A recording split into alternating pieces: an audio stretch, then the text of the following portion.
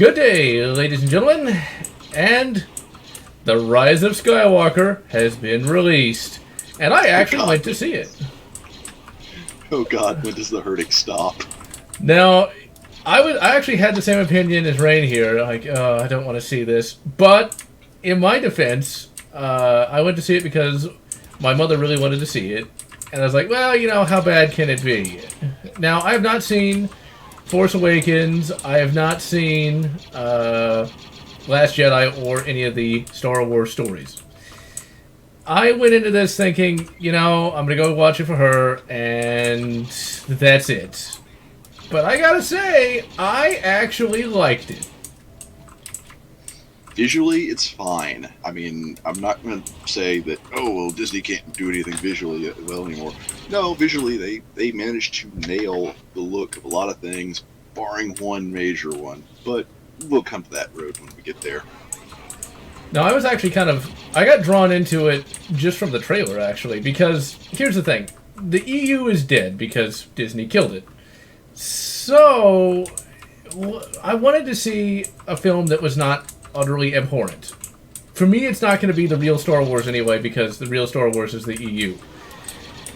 So, here's the thing. Since it's not canon anyway, I'm not going to let that really get me down, because, well, it wasn't going to be canon in the first place, so why worry? And so, this is, according to Disney, the new canon, i.e., the only canon. Yeah, so, but to us fans, they essentially threw us to the curb like so much used detritus and debris. But that's Disney, and fuck them. But anyway, the reason why I liked the trailer was because at least they tried to justify it. At least it looked like they were trying. It looked like they were trying, and they did succeed in my mind, at least, in what they were doing. So in the trailer, for those who haven't seen it, basically it turns out that for Kylo Ren, the reason why he went evil was strictly because of Palps. And I'm like, okay, that makes sense. Palps can do that. You know, he could do it. So I'm willing to give it the benefit of the...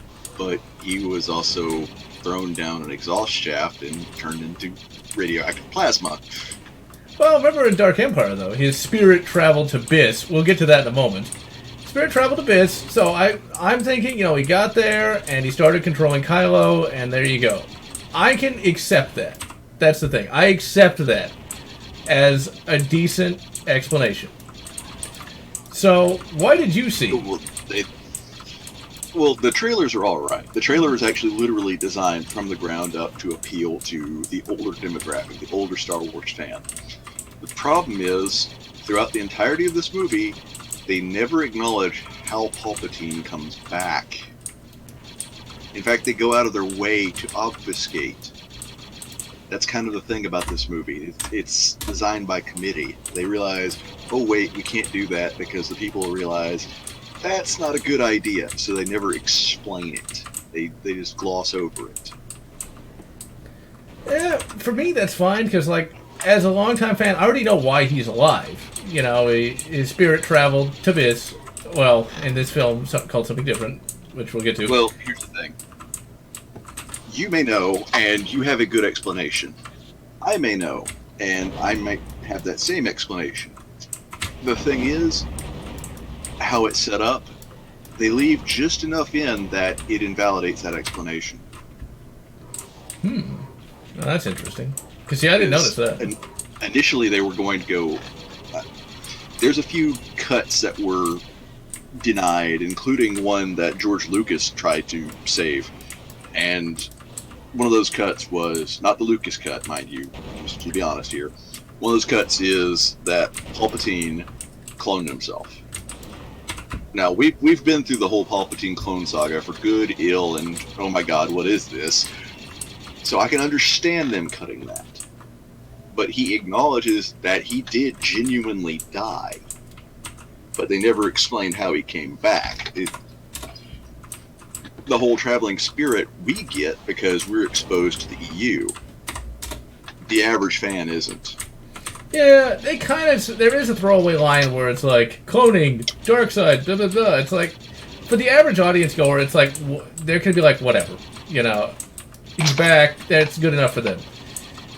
So I want to actually not spoil too much at the beginning of this video, and then we'll get into spoilers in a moment. But I do like how... So here's the basic overview of the plot. And I do like how the plot is thankfully simple. Too often they like to overly complicate these things, and it's rather silly when they do. I don't know. I would say that they tried to shove 2 movies worth of stuff into one, and it really goes by just at breakneck pace. Barely covers it. This is video game speed running, is what this is. Yeah, I can see that, but I think it actually still works though, because they don't overly complicate it. Because the basic plot is this: Palps is back, got to stop him. And how they have to do that is, initially, they got to figure out where he is. They figure out he's on the planet Biss. Oh, wait, it's called Exegol now. Why Exegol? That sounds stupid. That sounds like something from a guy... Sounds like an intergalactic gas station. It also Come sounds on like... down to Exegol, get your Tabata gas and your reactor fuel. Right by Pretty the much. giant schmuckies off I-39. Pretty much. It doesn't sound really scary. And evidently in the new EU, Korriban is now called Morbad. Which... Yeah. So, but it's Biss. They got to find out where Biss is, so they need to find a Sith holocron. Wait, no, it's a Sith wayfinder. Why? Just call it a fucking holocron, please. It's just a name. Before they find the wayfinder, they've got to find a friggin' dagger. Oh, the dagger plot. Yeah, I forgot about that. Yeah, this movie has too many MacGuffins, which is one major... It's one too many MacGuffins. So that's a J.J. Abrams thing. He loves his MacGuffins. So yeah, like Rain said, they got to find a dagger, which will lead to the Wayfinder, and that will lead them to Exegol, and then they can stop Palps. It's a basic adventure plot, which thankfully it's nice and simple and easy. And you know, I do find it kind of funny how people worry about spoilers, because do people really think they're not going to beat Palps? I mean, seriously. We'll come on to this a little bit later, but technically... Yeah, I got that he got killed. Well, that's not a spoiler. You know he's going to lose, but still. Ultimately, it's a basic adventure plot. I really liked a number of scenes, though. Now, the new characters didn't have what you would call a personality at the very beginning. At all. But I think they actually have more personality here than they have ever before. So... Yeah, but I'm going to say this, and even though I'm not a fan of her role, Kelly Marie Tran as Rose Tico got done dirty. She has 76 seconds of screen time. I thought that was good, though. Yeah, but here's the thing. They build her up as an important character, even though I really can't stand said character. I don't mind Kelly Marie Tran. She's not a bad person. But good lord, the character they forced her to play was just... That's clown shoes, man. That's just... There's no way of making that pretty. And see, I figured like this movie was more or less the apology, because they ditched that character fast. I still need to watch Last Jedi, and as heretical as this might sound, after how good this film actually was to me, at least, I want to see if it's really as bad as everyone makes it out to be. Maybe it's not. It's worse. Maybe it's not. You never know. At least I can harp on the visuals of this movie. I cannot harp on the actual plot, because literally this is a Lego movie. This is a movie that's designed in modules which could be fitted apart and put together in various different ways, and we'll come to this in spoilers. I still think it actually works, though. I mean, they fix Kylo to a degree. They don't have him do a bunch of idiotic things. I've seen the clips of him, like, going on a tantrum. He has one tantrum in the entire film, and it's really dumb when you see it. This isn't a spoiler, but... He's technically got two. I mean, the ship scene of him chasing down Rey, that's pretty tantrum. Yeah, but we also got to get to that in actually, not even a spoiler. The Force works weird in these new movies. It has no predefined rules. Yeah, and now... The Force itself becomes a MacGuffin. It does at that. There is one part that people have complained about that I don't disagree with. No, that I do disagree with, that it's...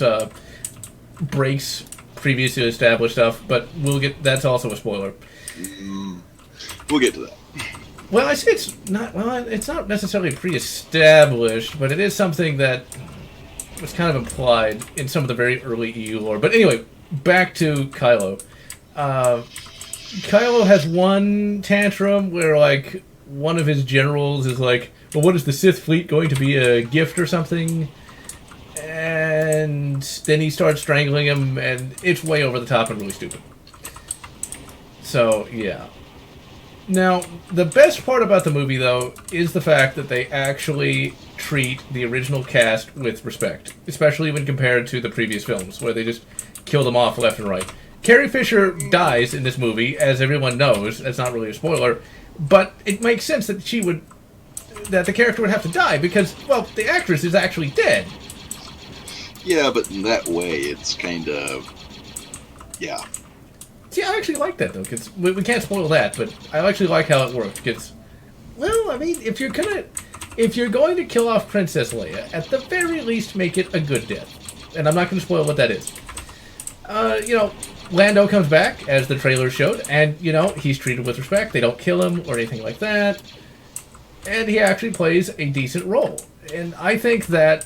Because remember, I'm not holding this up with the EU proper. I'm just saying, in comparison to the previous films, it did a lot of things right. For me, this isn't the Star Wars movie that I really wanted, but I think it worked out pretty well. I wouldn't even hold this up to the prequels, and I'm oddly enough one of those goofballs that actually doesn't mind the prequels. Okay, so anything you want to add about the non-spoiler recap of the plot? It's seen in the trailer. You have remnants of the Death Star 2. Now, I'm sorry, that's not going to happen in any universe. Ever. Because if it did, okay, well, if a chunk can survive atmospheric re-entry to a planet which is several thousand miles away, then, all of Endor should be a flaming wreck that's burning to this day. You would think.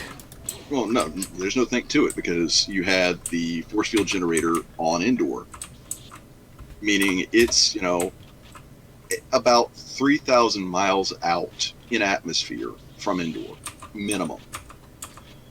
If a piece of the Death Star, and we saw it get vaporized, not just blown up, not just fragmented, but turned into subatomic matter. We saw both Death Stars do this. If a chunk of that can survive atmospheric re-entry to a planet that's, more than 20,000 miles off from where it exploded, there would be next to nothing of Endor, because it's right in the path. Yeah, the Endor Holocaust. Ewoks everywhere.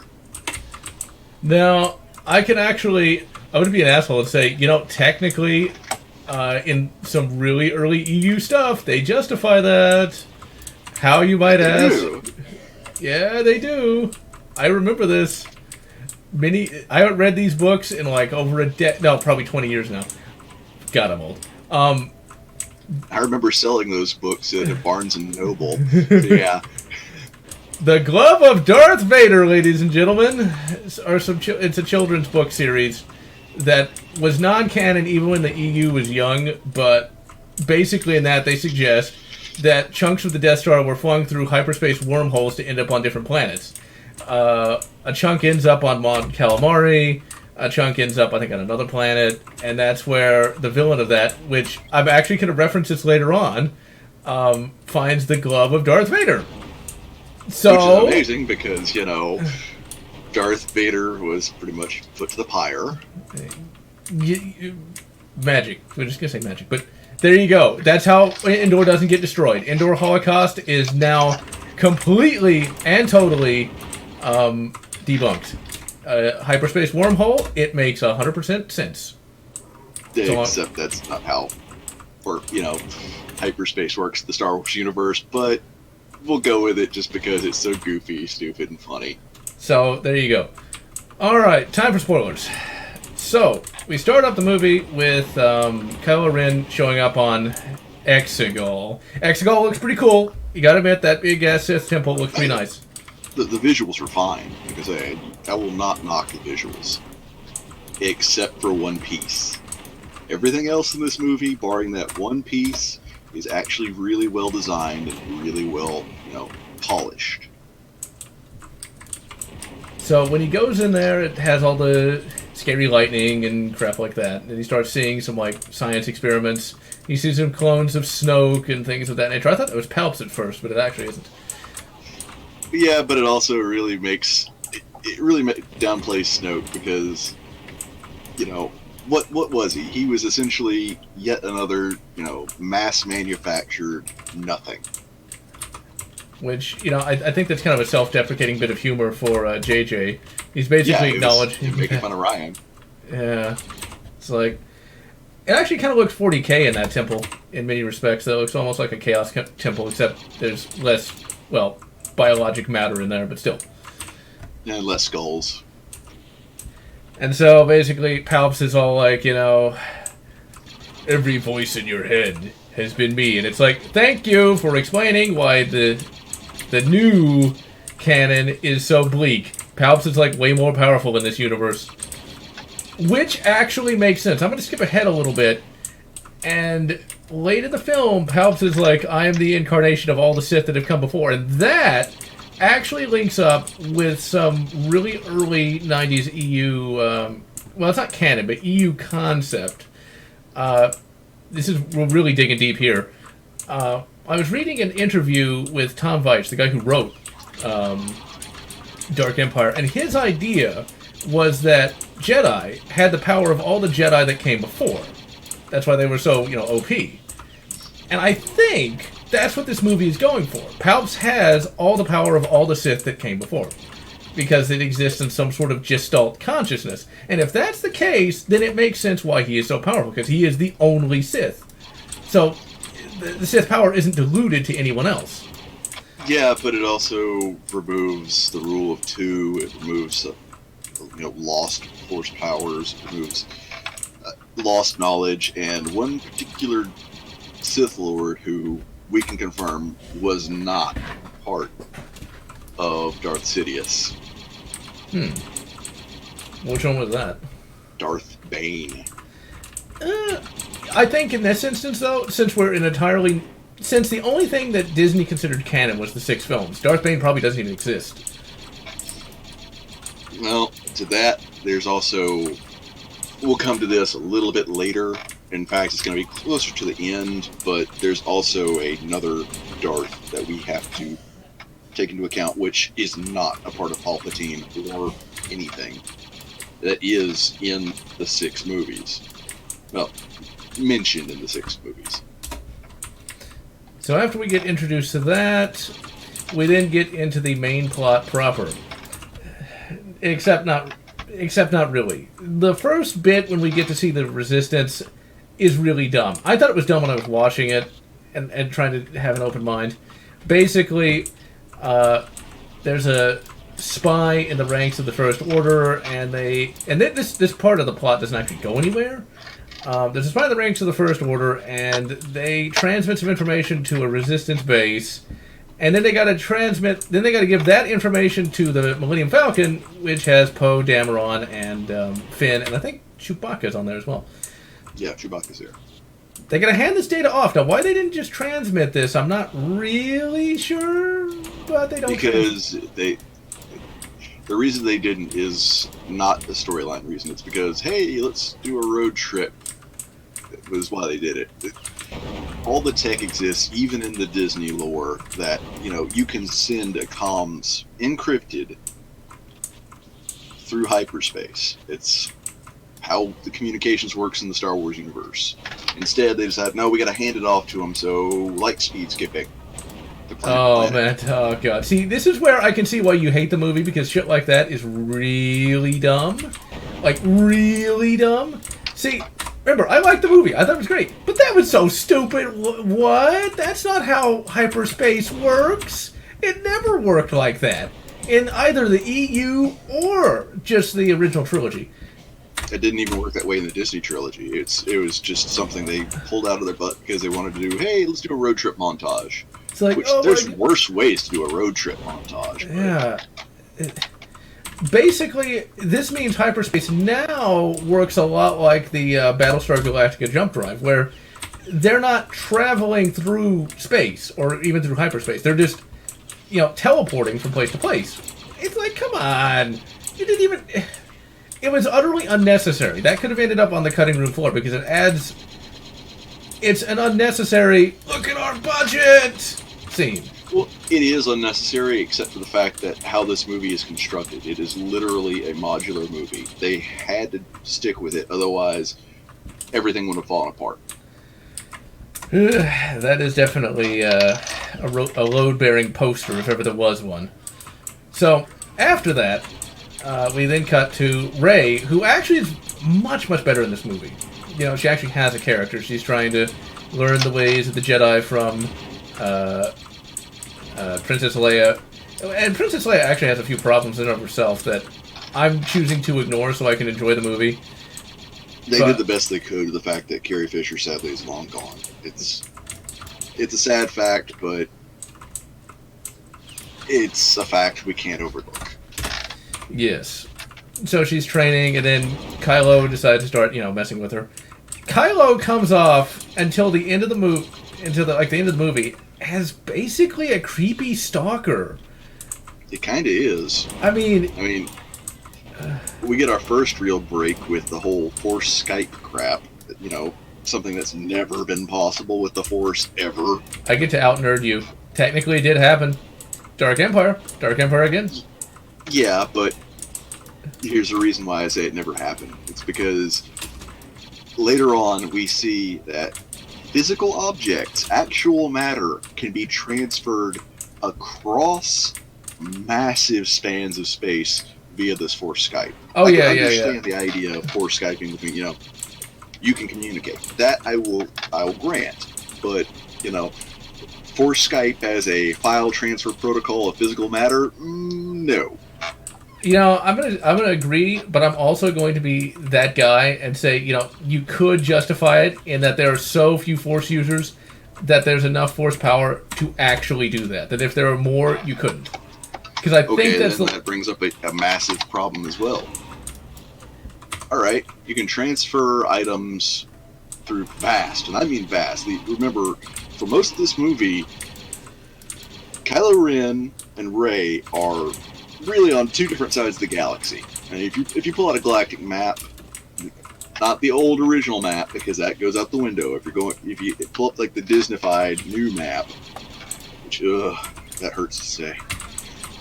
Yeah, they're several light years apart. I mean, that makes a lot of what the Jedi do absolutely pointless because you can, once you know where something is, you have an actual knowledge of it. Theoretically, you could transport something rather nasty across that galactic span. And that's where it's like, you gotta remember, Disney children's film, do not let geography get in the way of epicness. Just ignore that. Just ignore it. Otherwise you'll go insane. Because, damn. That's the problem. I almost go insane watching this because it's like... There are so many gaping plot holes that I lost count after 23. I was in the theater with a notepad. See, that's the thing. I chose to ignore that because you have to. Because it's a Disney children's film. They don't care about logical consistency. Yeah, well, Disney is on a mission to ruin my liver because we're doing this because for the day after I saw this movie, I was not sober. I was not sober for over 24 hours. See, that's why you just think children's film and your liver will be fine. Just think children's film. Think like SpongeBob, SpongeBob makes no logical sense. Star Wars makes no logical sense now. And different company, and there's at least some logical continuity to SpongeBob, but okay. See, here's the interesting thing about that, though. I joke about the children's film thing, but what you have to do is you have to look at what is this Star Wars going for. You know, the original EU, the one that you and I grew up with, was more military sci-fi and logical consistency. That's not what Disney's going for in this. Disney... I don't think Disney knows what they're going for with this. Probably not. I'm thinking that since a lot of this stuff is, you know, they're kind of writing about the seat of their proverbial pants, I think they're, like, channeling Dark Empire, because I always go back to that, because Dark Empire is very much science fantasy, and that's exactly what this is. It is 100% science fantasy. You gotta ignore logical consistencies, because we're gonna get, once we actually get later in the film, a lot of this stuff makes even less sense. But I'll go back to Dark Empire, because the Force made sense in Dark Empire for the most part. Yeah, I guess I'm thinking more like what Tom Veitch was going for in his head, at least. You know, with the whole concept of the Force being this gestalt thing. If you look at that, you know, you gotta do that. And Dark Empire was much more bombastic than the other EU works. And I guess that's what you gotta do with this. Because if you don't, it's like, well, why are they doing this? Why build a big Star Destroyer space cannon? That doesn't make any sense. If you just go with it as like a Flash Gordon, Ming the Merciless kind of thing, then it starts to make more sense, because they're not going for anything that actually makes logical sense. They're going for style. They're going for the cool more than anything else. And it works with that, but it doesn't work in any other way. Being a fan of Flash Gordon, I don't think it works in that way either, but we'll agree to disagree and move on. Alright, so here's a cool scene that I like. After, you know, Poe and Finn and all the rest get back, you have the mission. The mission is to find a ship that might have a clue to find Palps. Now, I really like it, because now everybody's kind of got a little more character. Poe and Finn are actually talking and interacting, and they're actually fairly entertaining to watch. Rey is no longer this Mary Sue that can do everything right all the time. Oh, she's still a Mary Sue. She's just less of one. Well, yeah, I can agree with that. And when you see... And they have a lot more chemistry this time. When you see them interact, it's like they act kind of like they're, you know, part of a friendship group of sorts. And I kind of like that. And I also kind of like them piling into the Millennium Falcon and going on a space adventure. This is the Star Wars that I've been waiting for. Now, it's not the people that I want to go on a space adventure, but it's close enough. I thought that was pretty cool. I'm not gonna lie. It's something that should have been done from the very first movie, but it wasn't. So at least now it looks like they're trying, and I wonder if they're trying because of all the fan backlash. I wonder if the fandom menace and all the rest, if that actually had an impact as to why they're now giving us what we want. Fandom menace, but it was actually, yes. To answer your question in short, yes. They're doing it because they realize that they did not, you know, Rian Johnson just bent the series over the barrel. He,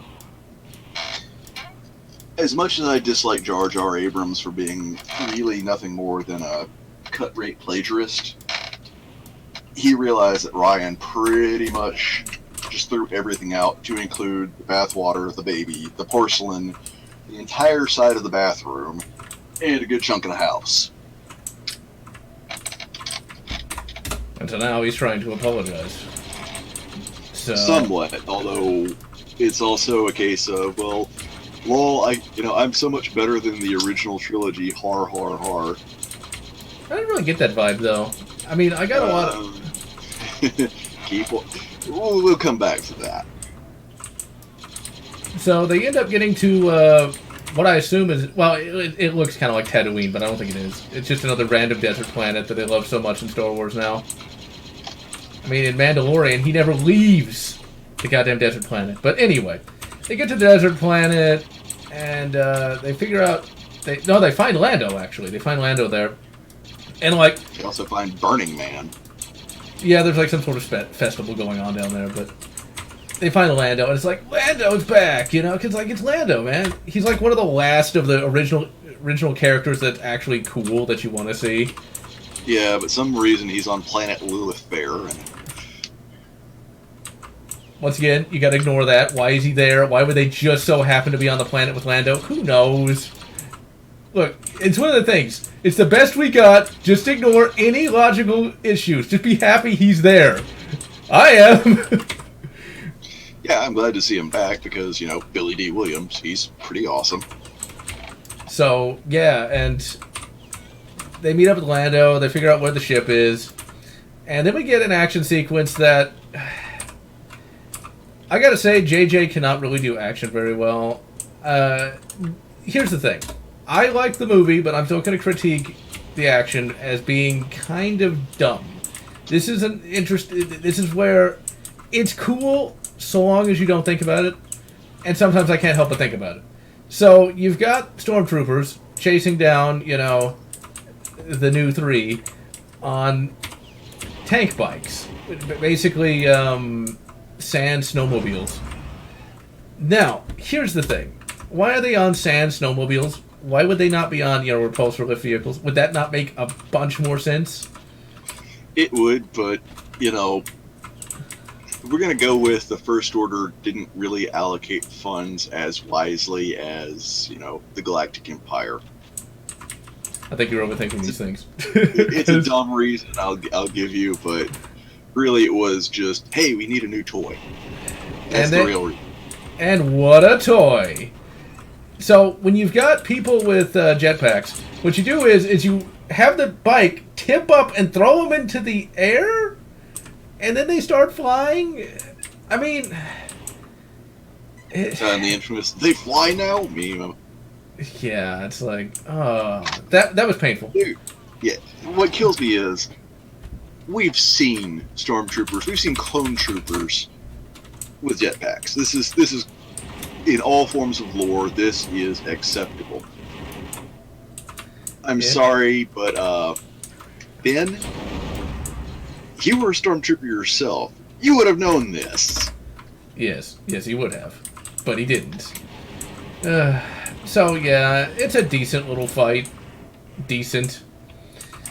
They eventually find the ship, and I think we cut to the First Order base, and Kylo is able to use the Force to immediately find Rey, and he sets out later that day, and immediately... Actually, he doesn't even show up there, but we'll get to that in a moment.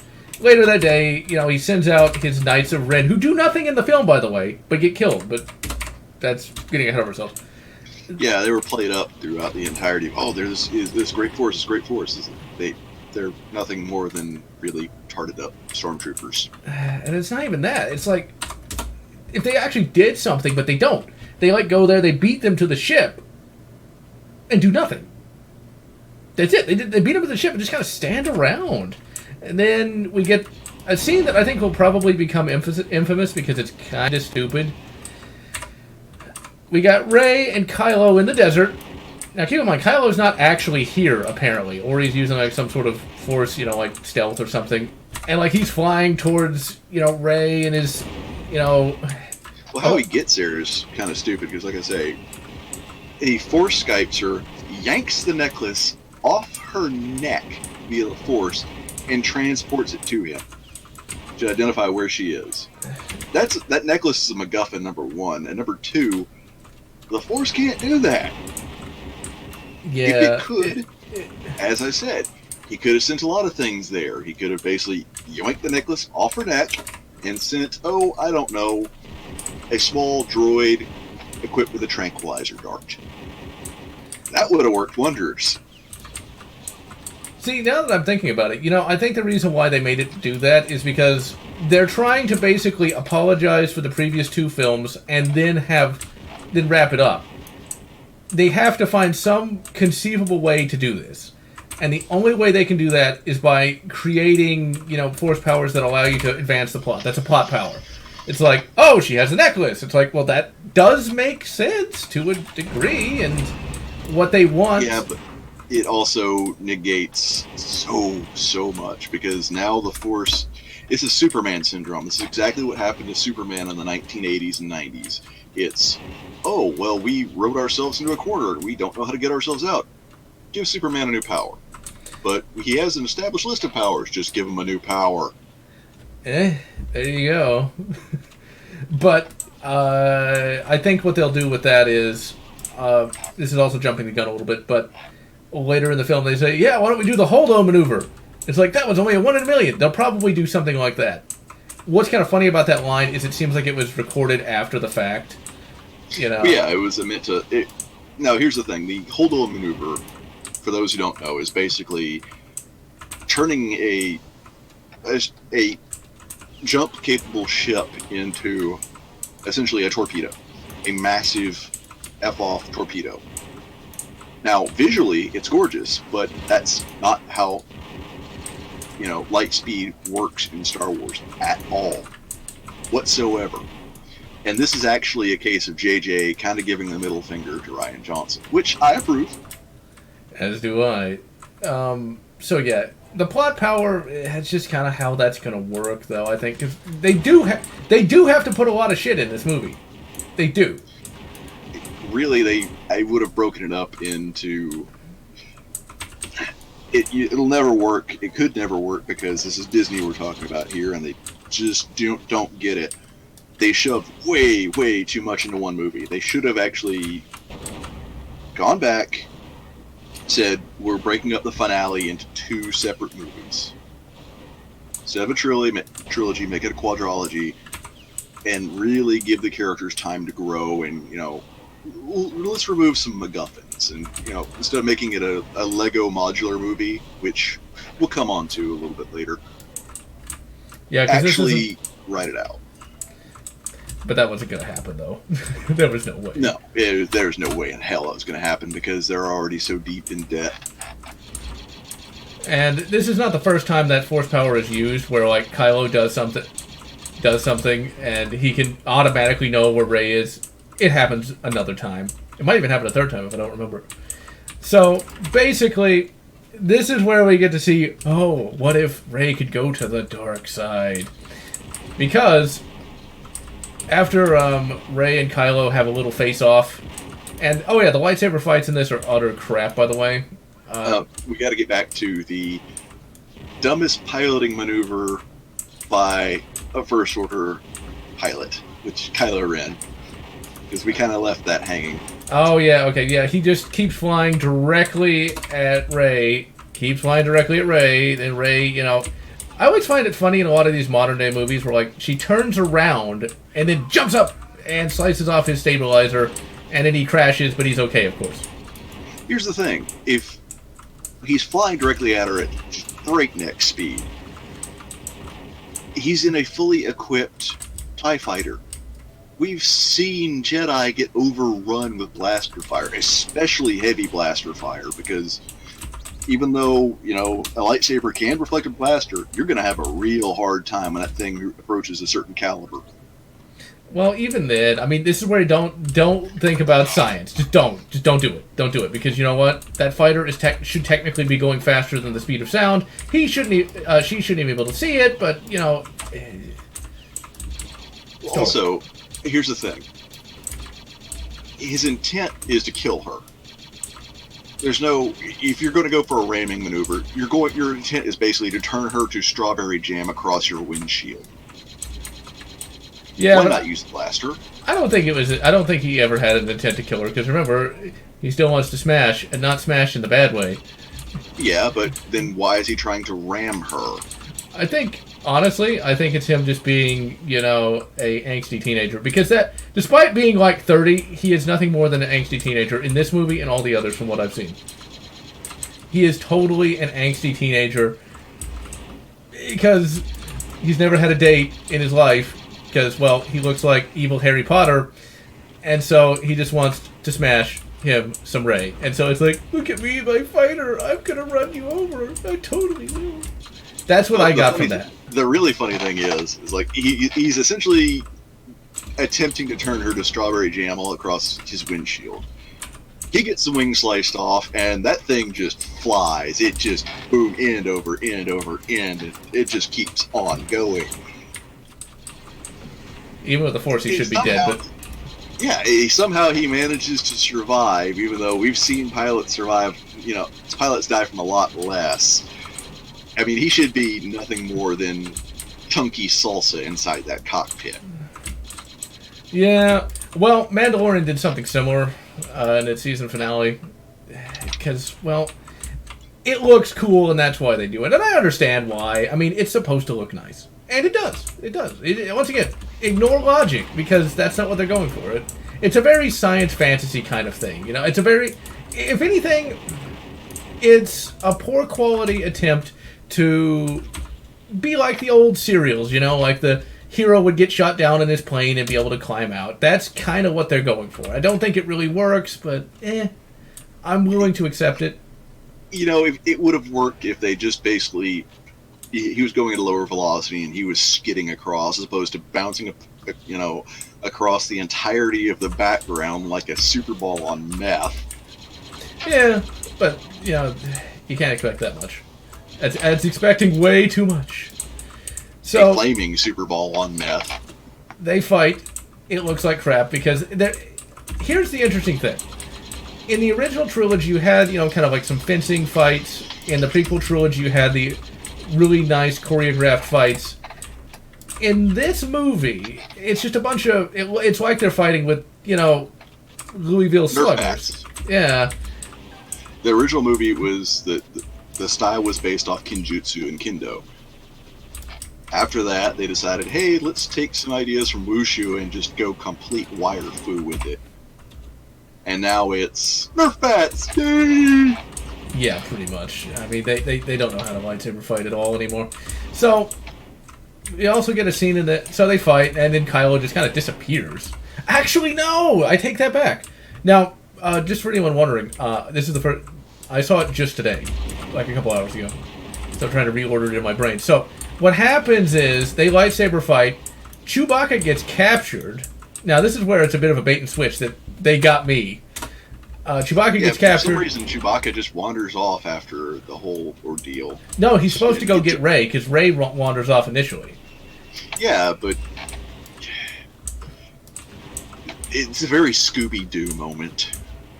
It actually is even worse than that, because the Knights of Ren are still there, and they kind of look at him, but they don't do anything. And then he just gets captured by some stormtroopers who just kind of... It's weird how... The film gets a little Michael Bay in a little bit of areas where, like, you're not really sure where things are taking place, because Rey decides to leave the ship because she kind of sees something in the distance. We don't know that it's Kylo yet in his fighter. She goes to look at something in the distance. What happens then is Poe is like, Chewie, go get her. Chewie walks out, gets captured by the stormtroopers. All the while, we know the Knights of Ren are there, but they're not doing anything. And then these random stormtroopers fly in and capture him, but why don't they attack the ship if they're that close? Or is Chewie that far? It's like, what? I don't understand what's going on. This actually goes back to why this is a modular movie. The Knights of Ren were actually meant to do more in a few cuts of the movie. They had actually shot, you know, a fairly good amount of video of them, you know, actually doing something other than just standing around with their thumbs up their butts. But for this particular cut, they can't install it. They can't, you know, they can't slide it in as where the module belongs, because it would make the film too long, and it would also raise a lot of other problems. And we're just about to the point where I'm going to kind of really go over the modularity of this movie, but let's continue. All right, so we have this tug of war between Kylo Ren and Rey. Rey tries to stop the transport that has Chewbacca on it, and she's using the Force and trying to pull it down. When I saw that, it's like, oh, Rey can just do that now. That annoyed me when Galen Merrick was able to do that in Force Awakens, and it still kind of annoys me now, because they shouldn't be strong enough to do that.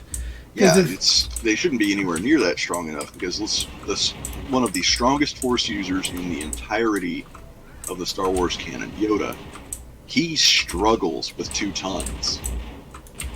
And We've seen this twice.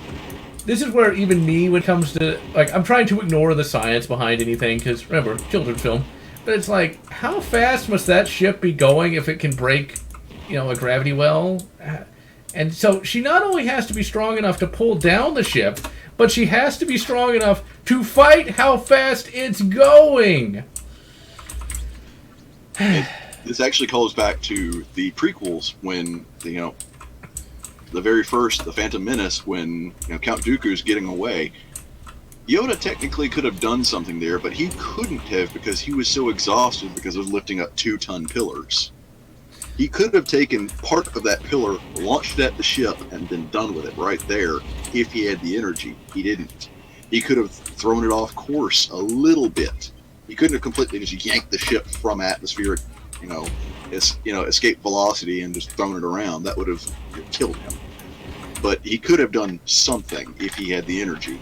Now we're seeing, a Jedi and a wannabe Sith.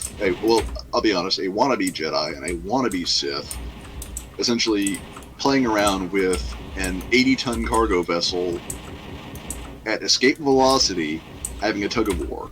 No. Yeah. And then Rey gets pissed off, and then instead of using force pull, decides to shoot out some lightning. Now, this seems a bit forced. I mean, I'm willing to accept that she would do that because she is untrained. So she might have gotten frustrated and just blasted. It's like, force lightning has to be taught. This is my same problem with the previous movie where Yoda is using force lightning. Yoda's ghost. Number one, that's dark side points, no matter how you slice it. If you're using a force power for destruction, that's dark side points. Number two, he's using a dark side power to destroy a ship. A ship that she assumes that one of her allies is on. Yeah, that's in any campaign, she's a Sith right there. She has essentially taken the first steps to becoming a Sith. She in the whole, canonicity of it, she would have gotten the googly eyes. I think I can actually justify that later on, but we don't want to get too ahead of ourselves with that either. Just because, actually no, because we need to actually keep going. Okay, now, just in case I did not mention it, since this is going on pretty long, but there's a lot to talk about. For those who don't remember, and one of the things, this will happen in this movie, I have to admit, no matter how much I like it, there will be times it's like, wait, what are they doing? Why are they doing this? Because they're trying to do so much so fast. So, in case you missed it, the whole reason why they're on not Tatooine is to find a clue to find Palps. The clue they find is a dagger, which can lead them to a Sith wayfinder. Now, here's a plot hole right there. Why would the dagger tell you where to go? Why does that make any sense anyway? Exactly, and my thing is, why would you write in the Sith language on a dagger? It makes no sense whatsoever. Now, it is a MacGuffin, strictly for MacGuffin's sake. Now, from a Flash Gordon kind of mindset, it's like, why wouldn't they? Because they need it to do the thing, I mean... Okay, the person who created that dagger knew where Palpatine was. You figure that he would have encoded something else? Actually, wait, no. The dagger doesn't say that. The dagger tells you where the wayfinder is. Where the wayfinder is, yeah. Which means the person who designed the dagger knew of the wayfinder, but he essentially made a Cliff's Notes in the dark tongue on a MacGuffin of a dagger that only tells you where the wayfinder is. To have that data, he had to know where Palpatine was. He also had to know basically it's a post-it note. It is not a dagger. It really, I mean, prop-wise, it's not a dagger. This thing is... It's a chunk of resin which looks absolutely horrible. Oh yeah, I have designed bad. Better props. I've designed better props in my teenage years. It looks really bad when you're front row center, like me. I was sitting in the front row center seat, and yeah, it looked bad. So it's a pseudo Art Deco piece gone horribly, horribly wrong. And as daggers go, that thing wouldn't cut butter. No, it would not. But, you kind of got to ignore that. And I did. So, next in the plot railroad, it does actually come up... now that you mention it, this film does kind of seem like a really poorly thought out D&D campaign. Because there is a plot railroad, and you can see it when you actually stop to think about the movie. When you just watch it, you don't really see it if you're just kind of like watching it to enjoy the visuals and things of that nature. But when you actually the visuals are fine, except for that dagger. Yeah. Even I thought it was pretty crappy. I mean, Mandalorian... It's a Nerf dagger. Mandalorian has a bad props too. Put it. So, yeah, I mean, it's just one of the things you got to ignore. You really do. But the next place on the plot railroad is, well, now they got to figure out what the dagger says, which is why they've got to go to random ice planet. And of course, Poe knows someone on there, because why wouldn't he? Star Wars is kind of guilty of this, though. It's like, where you've got your smuggler character, like, oh, I know Gutty Gobda, and he knows the things. It's like, why would you know all of these people spread across the galaxy? You know, and see, like, when you actually bring science into anything Star Wars related, you then start to ask yourself, like, the distances involved, you know, the time dilation. Are you sure this guy's... In old Star Wars, and I say this simply because of how hyperspace travel works in Star Wars, the time dilation's not that bad. Time dilation is literally in hours. It's passable. You can make a 12 light year jump in about the time it would take for me to drive from my location to Dallas. It's not bad, because you're literally folding space. You're not... That's why the holdo maneuver wouldn't work. It's not an acceleration. Yeah, the ship is not accelerating. It's just folding space in on itself. You're removing the space between point A and point B. You know, I just realized something now that you mentioned that. Hyperspace skipping completely invalidates the holdo maneuver. Exactly. It completely invalidates that. Okay, well, we're taking forever to get to where we're going. Okay, so C-3PO... Oh, they lose the dagger. Oh, okay. So you gotta keep hold of these plot points. Okay, so they lose the dagger because Chewie had the dagger, and since they don't have the dagger, they got to figure out what was on there, and they do that because C-3PO saw the dagger and it's in his brain. Problem. That's in his like redacted memory files. So what they have to do is they have to take him to a droid smith, which sounds really stupid, by the way. They have to take him to a droid smith. Of course, you know, Poe knows where that is. And so they go to there. Poe meets with a bounty hunter who's basically Fifet to a degree. And the droid smith... When meeting him wants to blow his head off, by the way. Yes. She's absolutely pissed at him. Why the hell would she work with him? Because plot. Just because plot. Because Flash, So, at the Droidsmith, they get C-3PO... Well, actually, here's one thing that also annoyed me. They treat C-3PO like shit in this movie. Yes, and they do. They utterly denigrate that character. And also, yet... Go for it. I was going to say, and yet, he's like, I'm taking one last look at my friends. Because, here's the thing. If they get the Sith information off his brain, his entire brain is wiped. Which makes no sense, because... he's a protocol droid, deals with linguistics. There has never, in any of the expanded universe or the standard canon universe, where a droid cannot translate the Sith tongue into, common. Well, that's their purpose. That's part of their purpose, is they are a linguistics and protocol droid. They are designed to translate messages for their quote-unquote masters. I can actually justify this, though. See, here's the funny part. I can justify some of this shit stuff by simply saying, remember, this is meant to be, science fantasy, so the idea is it's so evil that it could potentially corrupt C-3PO, so it has to erase his memory.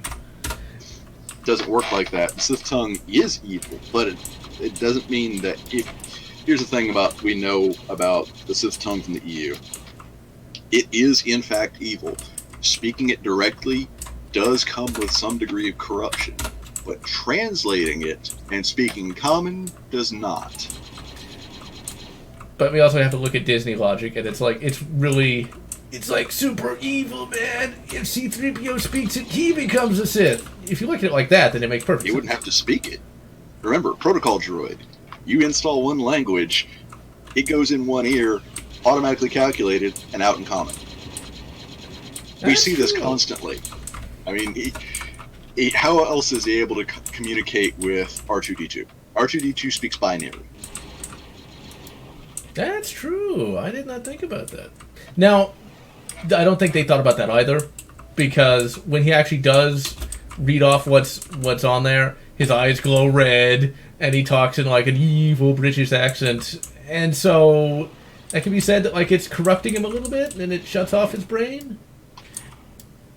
That the thing is, the whole we got to delete his his memory, and he goes into the fact that I'm really worried about this because R2 droids are horribly known for their backups being of poor quality, and in the end of it, he's back to normal. There's no sacrifice whatsoever.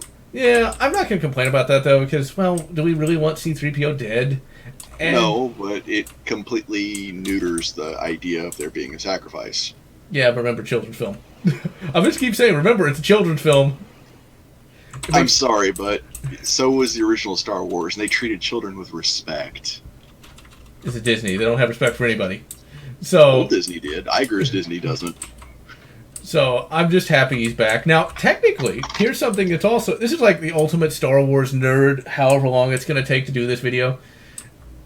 Because I can actually say there was an unreleased Star Wars book. Yes, I read it. It was this year, actually, that I discovered it.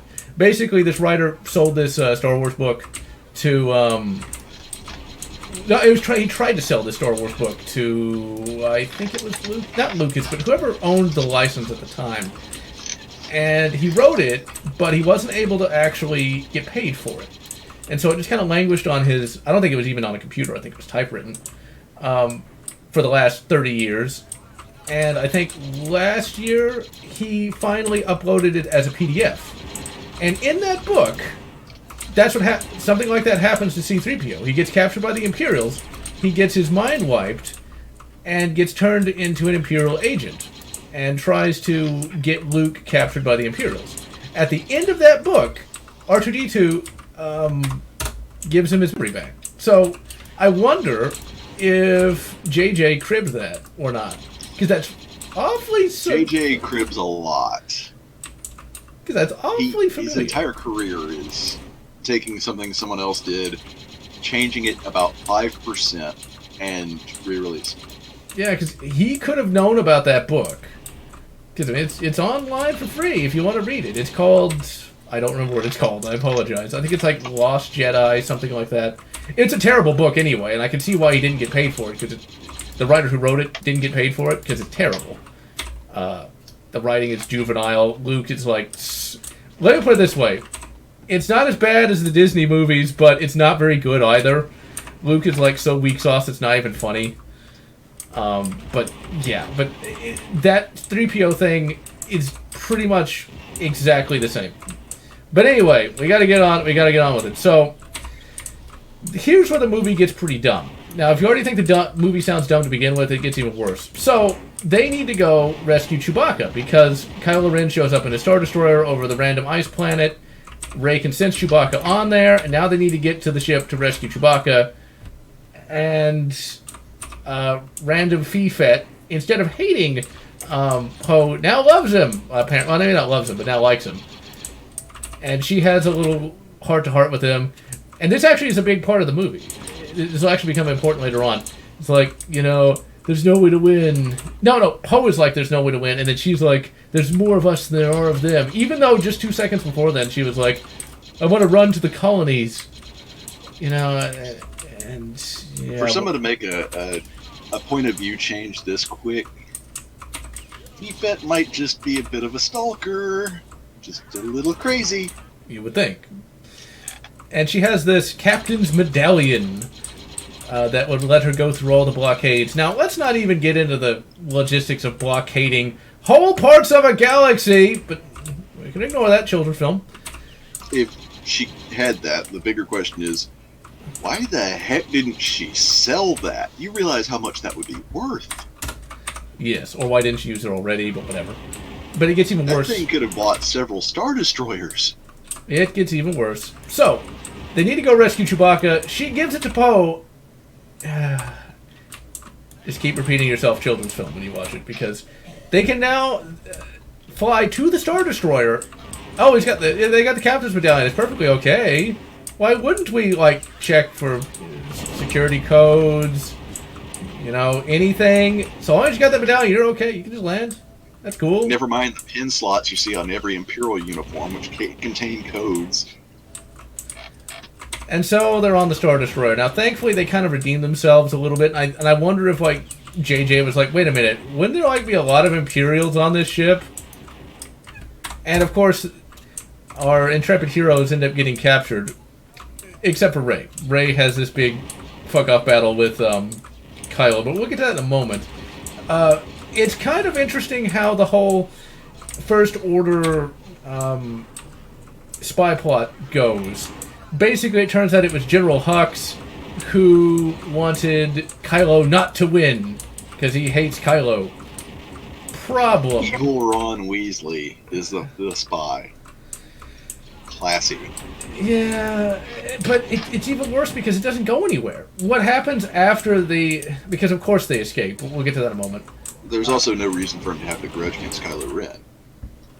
I honestly, since I didn't see the previous two movies, my thought is he didn't like Kylo because Kylo killed his own men, and that's why he didn't want Kylo to win. Or Kylo to win. That being said, Kylo is not a likable guy at any shake whatsoever. But that being said, in terms of team killing F-tards, yeah. You kind of had a scarred up, burnt piece of bacon, which was throwing you around your own control deck. A whole lot more hate towards that piece of now dead clone than should ever be towards Kylo Ren. Yeah, but I think the movie's trying to get us to like forget that Snoke even existed, so I'm guessing. Ultimately, he gets shot in the very next scene, thus rendering... This is where, yeah, I can start to see... I'm starting to see where the whole Lego thing came apart. Because, yeah, that does seem very incongruous. Just because it's like, well, why even have the spy in the first place if you're just going to waste him that fast? I mean, I understand from a plot perspective, like, you got to get rid of him because we don't have time for him to do anything, but it does seem rather silly that they went ahead and did that. Okay, so where are we now? We just got done with, blasting a hole in evil Ron Weasley. So we still got a bit to go because they've yet to make it to the holocron. Okay. Oh, yeah. Also, the big battle with Rey and Kylo.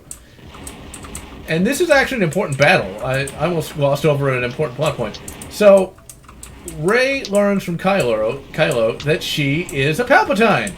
Because Palps told Kylo that Rey is his granddaughter. To me, this fixes the sequel trilogy. In that one little admission, it fixes it. And I'll tell you why. I won't go that far, but I will say this. This is yet another enjoyable middle finger / jab to the eye of Rian Johnson. For that, I can give Jar Jar Abrams props. You did good, kid. Well, there you go.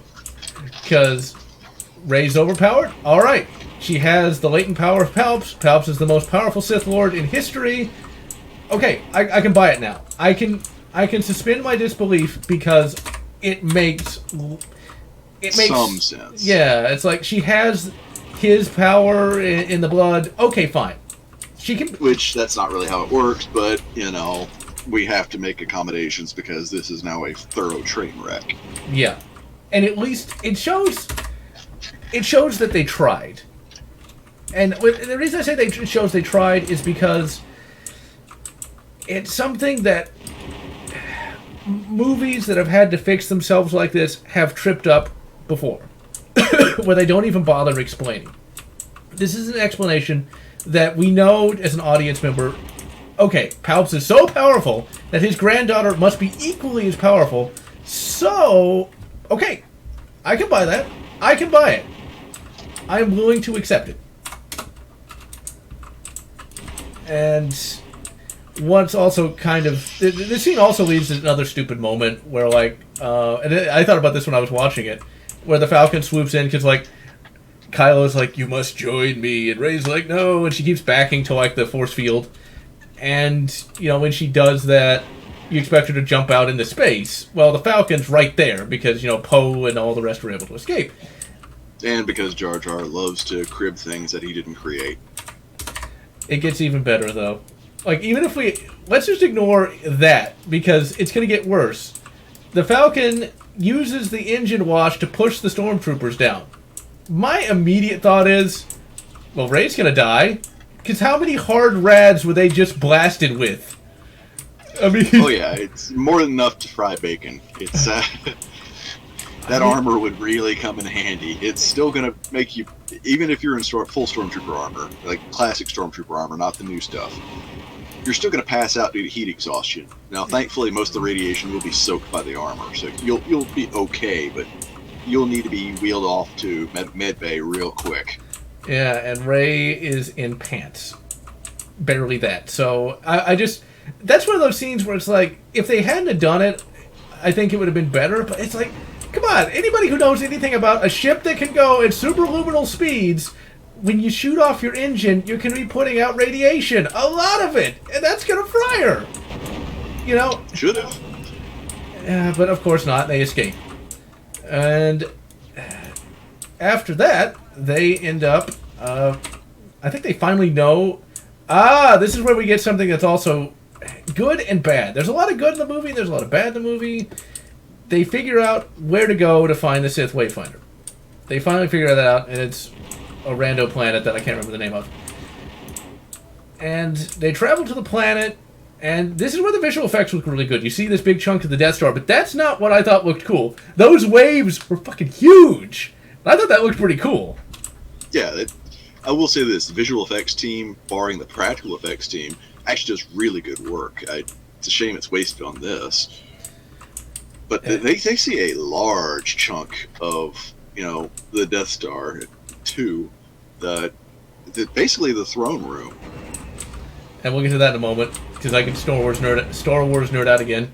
Okay, so this is where we get to another logical issue that I thought about even when watching the movie. Okay, I forget which character says it, but it could take years to find it in that. Cue to Rey. When you say MacGuffin, you mean MacGuffin. Pulling out the dagger. Yeah. And she sees this the little thing attached to one of the little prongs on the hilt. And she pulls it out, and it's this little sextant kind of thing. She holds it up, and it looks exactly like the Death Star bit that's down there. Oh, my God. Ladies and gentlemen. Yeah. I mean, somehow she finds herself in just the perfect spot at just the perfect moment of rotation of that planet, pulls out the sextant from this wacky Nerf dagger, holds it up just right on an area that really shouldn't be because, let's forget the fact that, chunks of the star should be pretty much the orbital micro debris by now. Hey, magical glove of Darth Vader. That's how it did it. Magic glove. Also non-canon. And she manages to line it up just right in that perfect moment, because never mind, an actual sextant requires that you have your bearings and know what position the sun is at to work. So an intergalactic sextant requires you know exactly what moment of rotation your planet is at in regards to the solar system you are in. And see, it didn't need to be that way. That's where, like I say, the plot's simple, and it is if you pay attention to nothing. But it didn't have to be that way. You could have made it even simpler. She could have used the Force and found it. That's it. We would not have questioned that. Have the MacGuffin dagger actually, have a small version of a holocron into itself. That would have made a lot more sense. Instead of, it's got Sith tongue. We can't translate it. You could have just said, we can't decode this. We're going to need something more powerful. Yeah, that would have made a bit more sense. But I think they wanted to have, some cool vistas. And so they kind of wanted to drag the search out a little longer. So it's like they couldn't have just had it be where, it's on the dagger. No, they can't do that.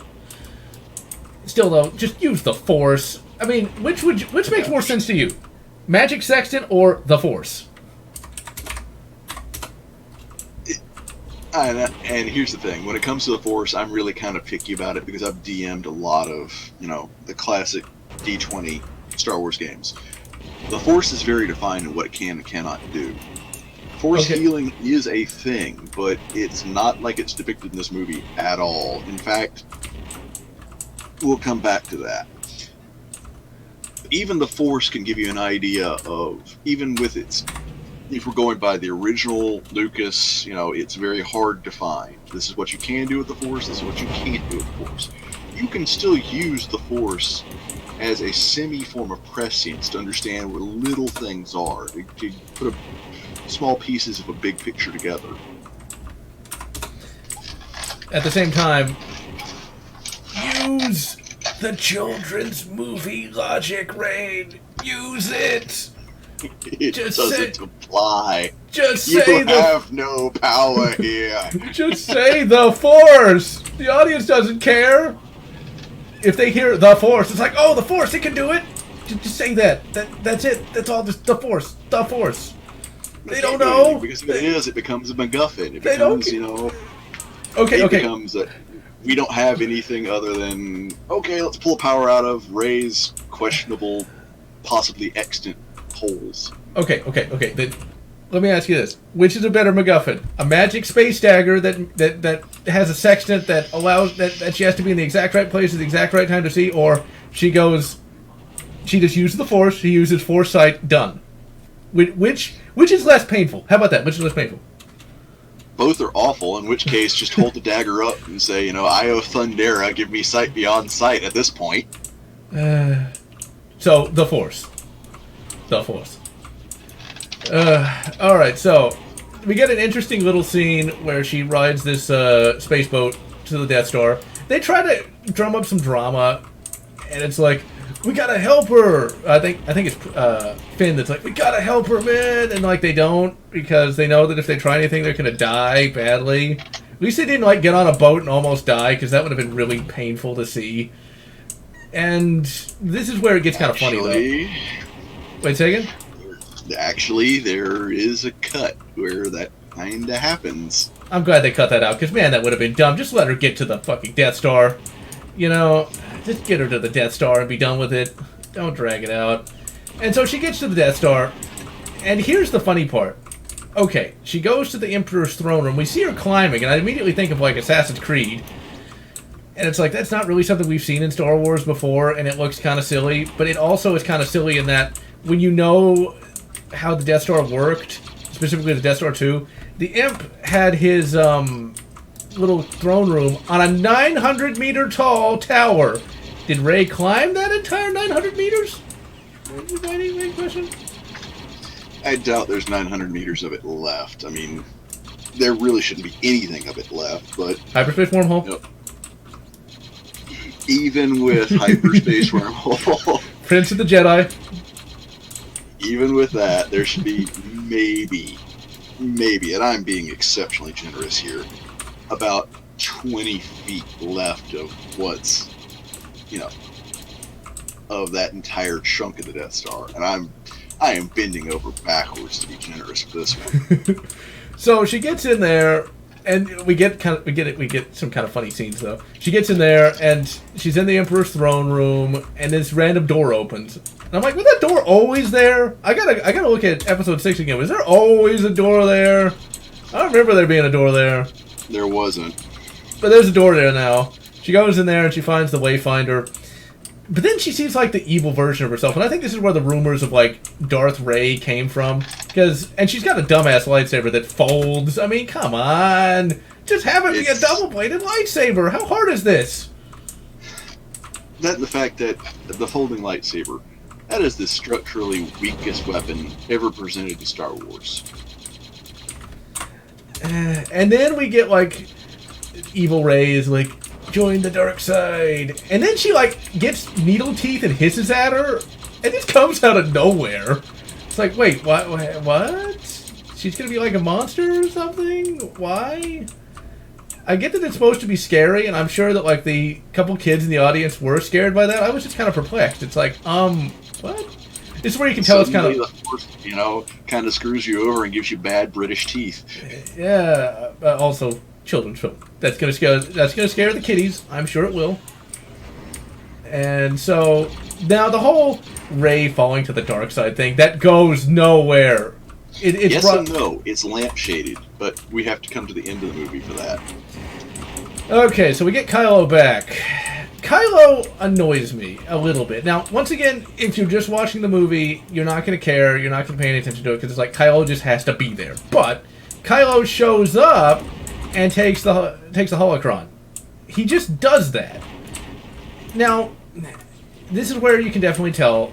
Now, when I did leave the film, I was like, no wonder there were 4 writers, because it looks like it's 4 different movies stapled together, now that I look at it. But you don't know if he's really... Sometimes you don't know if he's really there, or if he's, like, force projecting himself. Initially, I didn't think he was even there. But, well, he was. And he tries to steal the holocron, and then we get, like, this... Another fight. And this is where we lose Princess Leia. Princess Leia gathers up all of her force powers to somehow turn Kylo Ren back into Ben Solo. Now, why she didn't do this before, I'm not really sure. And then she dies. And everybody's sad. She dies communicating with him. That's kind of the big, okay, you're not even really trying to turn him. You're just basically trying to communicate with him, and that kills her. Yeah, I don't know. There's a lot better ways they could have gone out with that. I think if we look at it from science fantasy, she, like, imparted some goodness to get past, Palp's corruption, I guess. And I think it also helped that Rey... now, Kylo gets distracted by Princess Leia, and that's when Rey stabs him in the chest. But, and this is the thing, like, this is where you really got to look at it like a science fantasy children's film. Because if you don't, this doesn't make any sense. Immediately afterwards, she heals him. She has no reason to do this. Other than generic goodness, I guess? Well, here's also the rub. This also craps all over the tragedy of Dark Plagueis. We know Dark Plagueis existed. In fact, it was Sidious's teacher. Essentially, she had learned a absurdly high level horsepower out of nowhere with no previous training. I mean, force healing works, but it doesn't cure death. This is something only Darth Plagueis could do. Just remember, it could easily just be that she has, like, genetic memory, genetic force memory, something like that. It doesn't work like that. It's never worked like that. A force ghost can train you, but, the last person who had this ability was Darth Plagueis, and he died before he could transfer that knowledge. At the end of the day, he has to come back, and he has to come back good. So, there's that. There is a couple of bits of incongruousness, though. Rey, kind of like... Once Ben Solo returns, he's like... oh, that's what it was. There was a scene earlier where, like, Kylo, in a really creepy, stalkerish way, is like, the only way you're coming to Exegol is by my hand, or something like that. And then Rey, in sort of an echo to that, after she brings him back to life, says, I wanted Ben Solo. When have they ever had a thing before? They haven't. At all. It's basically been... The closest thing to a thing they had was Ben was a little bit pissed off at Snoke, killed Snoke, freeing her. And the only reason he did it was he wanted power. That's it. So, yeah, why did she even know Ben Solo? Not really. Not past, creepy, stalkerish, angry, aggressive, definitely needs to stop listening to Linkin Park. She knew him as Kylo Ren. That's pretty much it. So how would she saw him stab his father? The only thing that can make that make sense, once again, is either A, children's movie logic, or B, through the Force, she could sense his goodness in that moment, sort of like a Vulcan mind meld kind of thing. That's the only way that makes sense. It's explained. It's not explained well. In fact, it's explained quite possibly one of the crappiest ways possible. We learn later that there's supposedly a Force dyad, which makes no sense because this has never happened before in any Star Wars fiction. Yeah. I guess that can make sense. I actually interpreted that. So I love how I went into this positive, and now I'm like kind of shitting on it. I still like it though. I'm not saying I don't like it. It's visually fine, but it just it doesn't really stand up to scrutiny. All fur coat and no, knickers. And by knickers, I mean, panties. It's a British saying, don't blame me, blame my ex. Well, I mean, once again, fun movie to a degree, but it is kind of fun to shit on these things, though. So, yeah. she ends up leaving the planet, and Kylo just kind of stays there. But it does enter a scene that I kind of like. Quite a bit, actually, but we'll get to that in a minute. Rey leaves by stealing his ship, and she goes to Boob Milk World, where Luke was. Oh, and this is the biggest... Even I know this is a big middle finger to Rian. Okay, she's, like, destroying all this... she, like, sets the fighter on fire. And just before she throws the lightsaber in, Luke appears! Now, I know this is probably bad, but I was like, it's Luke, he's back! And he can catch the lightsaber. He can't do that because he's a Force ghost and he shouldn't be able to, but it's cool because Luke is back and he's being Luke again! And he says, I was wrong. Yeah, I do actually appreciate the I was wrong as kind of the last, Grundle uppercut to Rian Johnson. I actually appreciate that. Yeah. I will thank J.J. Abrams for that. But... in that scene of him catching the lightsaber, that shows that Force ghosts can, in fact, interact with the common world. In which case, what's the point of a living Jedi? Mm-hmm. A ghost Jedi can do everything a living Jedi can do now, and do it better, and cannot be killed. So, yeah, I mean, we could say that, like, oh, they only have a limited amount of power, or maybe that, like, tired him out. I don't know. You can bullshit something to make it where they can't do that all the time, but it was just cool to see Luke there. It's Luke, he's back, it's like, Dang, Yoda basically cast Force Lightning in the previous movie to burn down the Jedi Temple. Stupid. Incredibly stupid. But as stated, these two incidents prove that, if anything, a Force Ghost Jedi is the most frightening thing in the entirety of the universe. So, yeah. They're more frightening than facing down a Terminator if you're unarmed, because you cannot stop them at all. Alright, so it's cool to see Luke. It's cool to see that there's a big middle finger to Rian Johnson, but I have to admit, once again in the movie, I still noticed there was one major issue, though. Princess Leia. We see a flashback to Luke training Princess Leia as a Jedi. Leia, on the last day of her training, says Luke, had a vision that something bad would happen, and so she decided not to be a Jedi and gave Luke her lightsaber and decided that someone else would take up her, thing. And it's like, really? Really now? Come on! There's ham-fisted and then there's honey-glazed, and we're in the honey-glazed territory right now. Oh, yeah. I mean, I knew that even then. It's like, it's a good excuse to give Rey a new lightsaber to go with her other lightsaber, which she doesn't actually do a wield, by the way. She doesn't actually do that. She just has two lightsabers. But, because I don't think there's any more lightsaber fights after this. Not really. There's the scene with lightsabers, but there's not a lightsaber fight.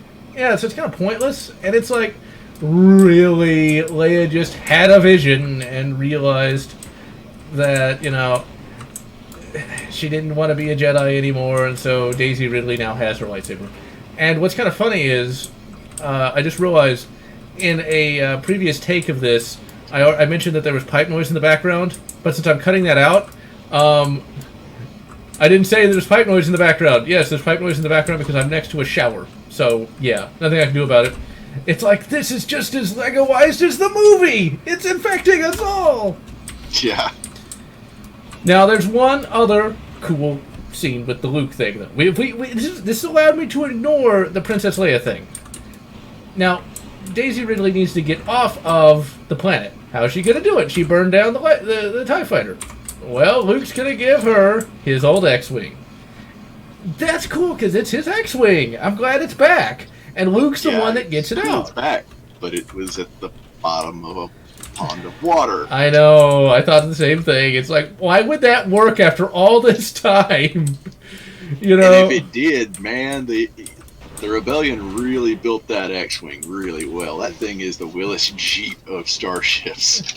Which, according to some of the videos I've seen, wasn't actually that reliable itself. Or it could just it was not that reliable on its own, but the fact that you could put them in storage for a long time and they'd fire up just fine. Of course, it could be, it was actually from Forgotten Weapons, where he owned one, For those who don't know who Forgotten Weapons is, it's a gun channel hosted by Ian McCallum. He apparently owned an actual Jeep, and he mentioned on many occasions that it took forever to get it working, and it didn't stay working, and yeah. But I can only assume that's because that was like, well, 70 years old by that point, so... But then again, I don't know much about cars, so there's that. Ultimately, either way, I don't know if that X-Wing would be working. Like, if it was in space and he called it down, but I think the thing is, when you see that scene, you're not going to think about, why is the X-Wing not working unless you're me or Rain. It's going to be like, oh, it's like Yoda when he did it. They even do the motif as well, which I thought was nice, actually. It's a callback to that. It's like the Yodas. And I think that works. I think it does. And, you know, if you're going to get Daisy Ridley off that planet, you need to do something, well, Star Wars. And what's more Star Wars than Luke's X-Wing? So Poe and all the rest head back to Resistance HQ, which, I gotta admit, I still was annoyed that they called it the Resistance. Why can't they call it the Rebel Alliance? Why not just do that? People want to hear that. Because Disney doesn't want to give money to George Lucas, I bet. But wait, didn't George... Well, George sold it to them. They have the rights to that, I would think. Yes and no. They sold... Disney bought most of it. I have a real sneaking suspicion of why they're killing off characters and things like that, and it's because he didn't sell all of it. That would explain it. I don't know why they have to kill him off in such a worse way, but... It's kind of that's really just a means of denigrating the characters to make theirs, quote-unquote, look better. At least they didn't do that, you know, because I was so sure they were going to kill Chewbacca. I mean, since I already know that Chewbacca dies in the real EU, but I'm glad they didn't do that. Coming back to that, this is jumping ahead quite a bit, but there is one cut where Lando, Chewie, and everyone aboard the Millennium Falcon dies. Wow. I'm not surprised, but wow. It's a damn good thing they didn't do that. People would have been pissed. Oh, they tried doing it. They did it in, you know, one of the preview, you know, the non-final versions, the test market versions, and people were pissed off. They were walking out of the theater. So, yeah, it's a good thing they didn't do that, because we'll get to Lando in a moment. But it's cool they didn't kill Chewie off. It's like, Chewie? Why are they killing Chewie off, man? It's like they already killed off Han. So, now we've got to figure out how to stop Palps. We got to figure out where it is and all the rest. And it basically takes such a big chunk of the movie for them to finally get one of those goddamn wayfinders. Because only 2 were ever built! Because reasons. So they got the wayfinder because, well, they were able to find it in Kylo's ship because the Force. And she installs it on Luke's X-Wing and transmits the coordinates to the Resistance. And so, with Leia dead, Poe actually becomes acting general of the Resistance. About time. I know that in Last Jedi, they spent a lot of time basically just kind of like sidelining him. Because... Oh, worse than sidelining him. They basically denigrated him as scum. Because of Mo Wammons, which... Admiral gender studies basically was one of the worst things that could have happened to Star Wars. Man, they just... Ooh. We'll get to that in a moment, because well, actually, here's a preview. There wasn't much wokeness or anything that I could see. I could see none of it. It just was a basic sci-fi film. There are a few cuts that exist which are a lot more... Yeah. Well, thankfully we didn't get that, at least. Yeah, get Star Wars, the feminist edition. But anyway, feminism aside. So, he's now the acting general, and they have the coordinates to the planet. But remember, the Resistance is basically 3 starfighters in a forest. That's it. But the idea is that Lando is going to go and gather up all the support from the core systems. Now, here's a problem. Who's running the core systems at this point? We don't know. I thought the New Republic was gone now, and the First Order was running them. Right?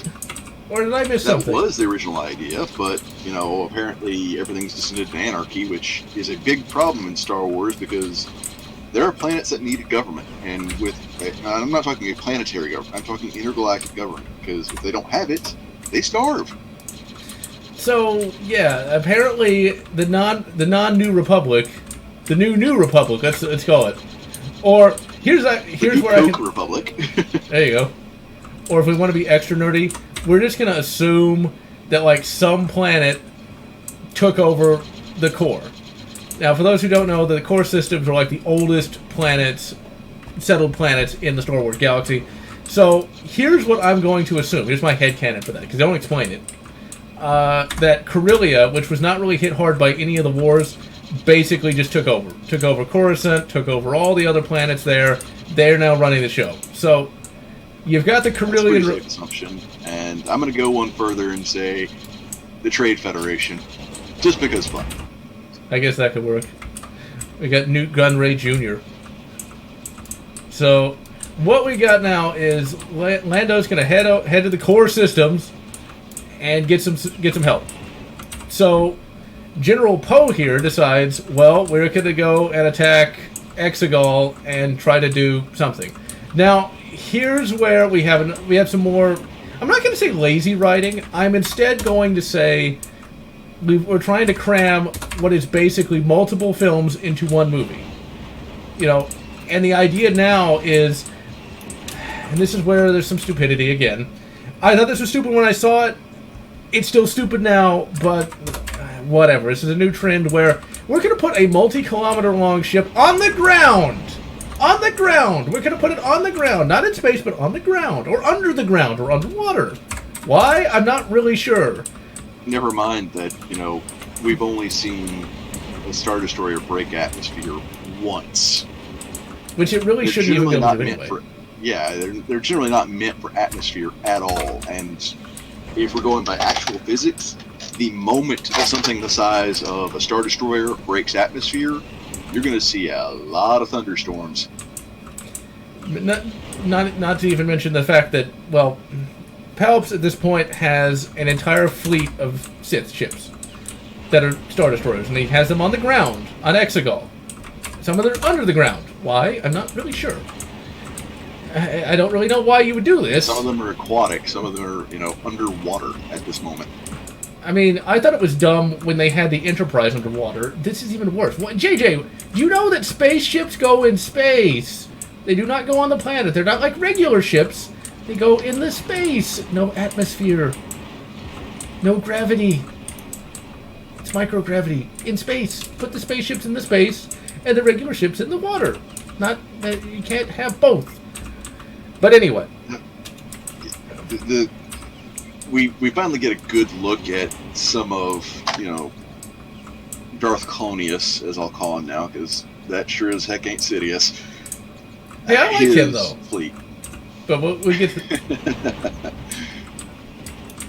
that in a moment. Yeah, and his fleet is toys. I'm not going to lie. It's toys. It is Kenner. No, Kenner did better than that. It's Hasbro toys. Now, the reason I say that is because the Star Destroyers now have this big phaser gun on underslung where the cargo bay is, and it's like, wait a minute.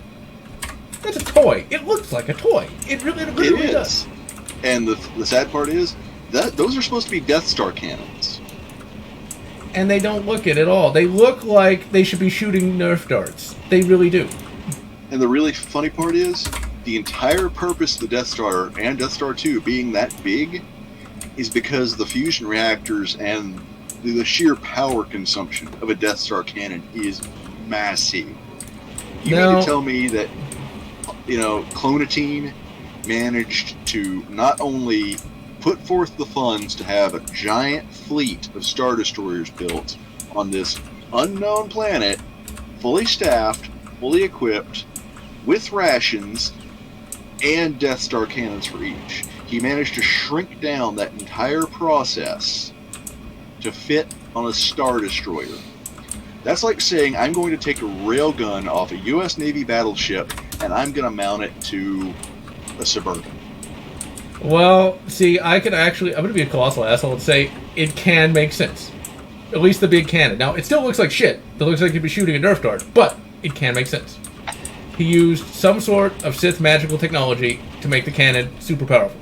That taps into the dark side to destroy a planet.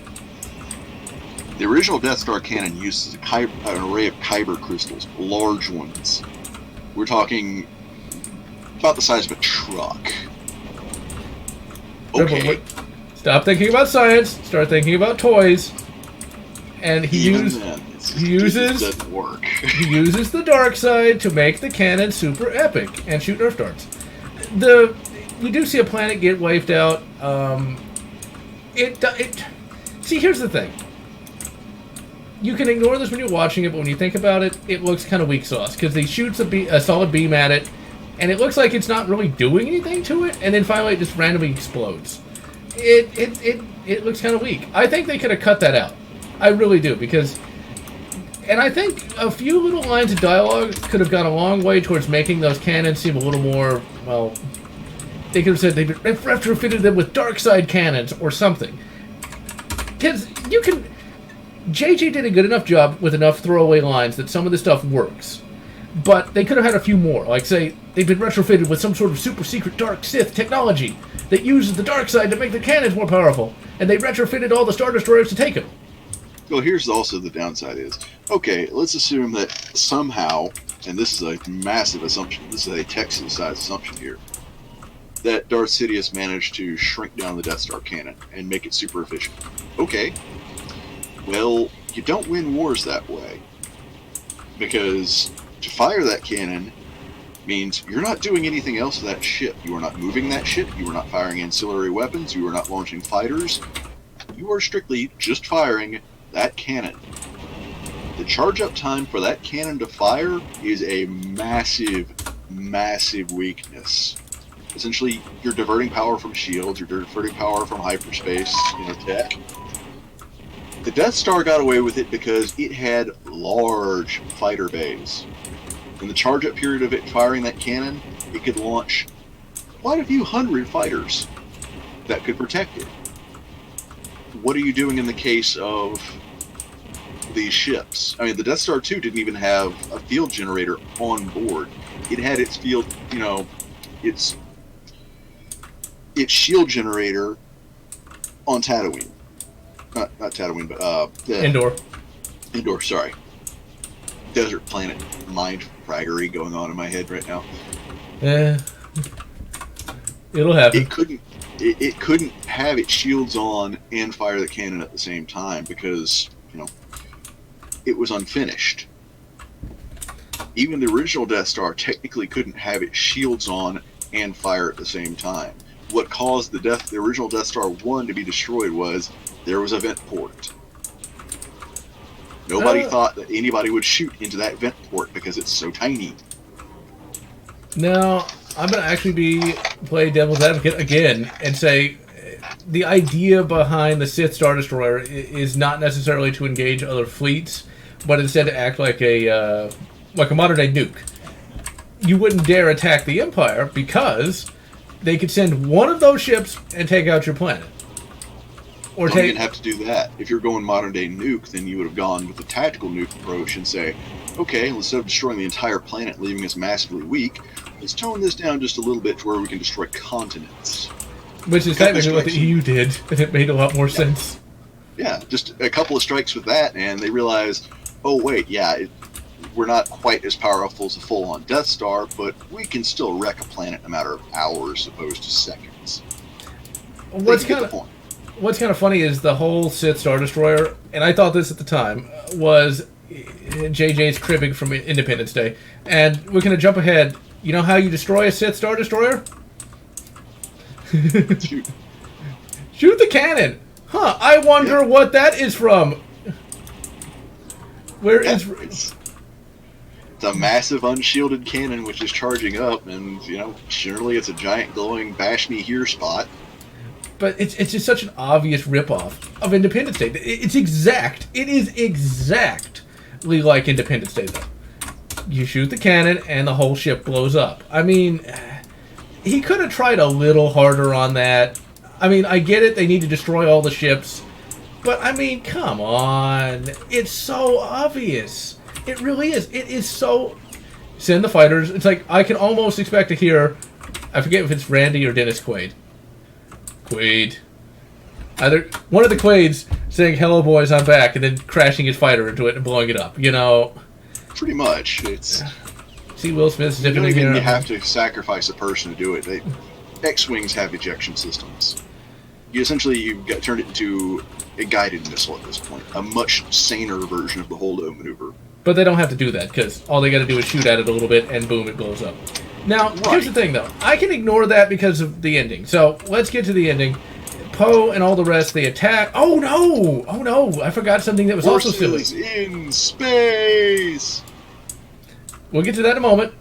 I can defend that.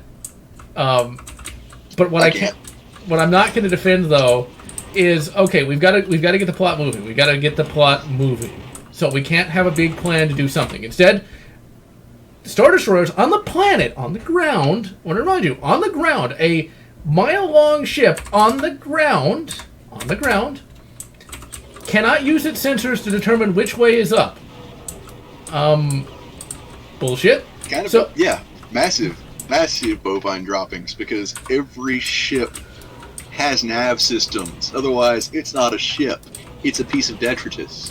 So they have to do that. So they can, like, okay, we can take them out by shooting this tower, the one tower.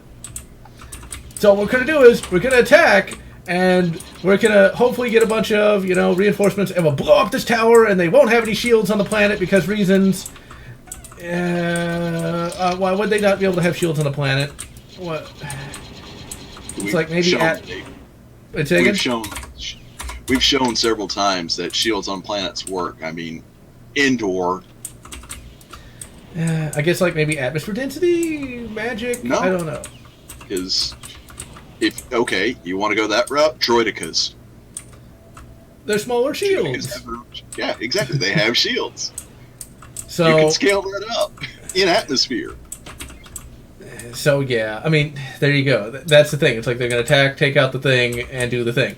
Which, once again, is still worthless because as soon as they get to the planet, what happens? They shut down the tower and they put it on a ship. Why would you not? Or better yet, if you need this navigation tower, why would not every ship have them? I mean, you already have built a bunch of fuck-off Star Destroyers, so why would not every single Star Destroyer, which you need, have a tower like that? Wouldn't it make sense?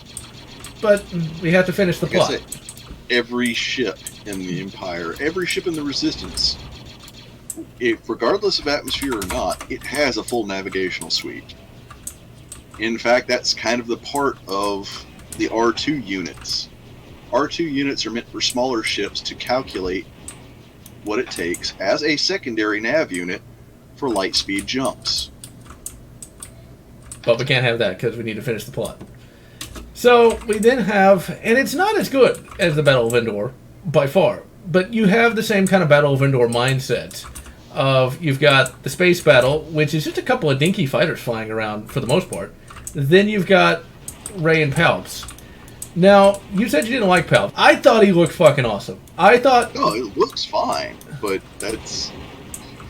he looks fine, he acts fine, but the thing is,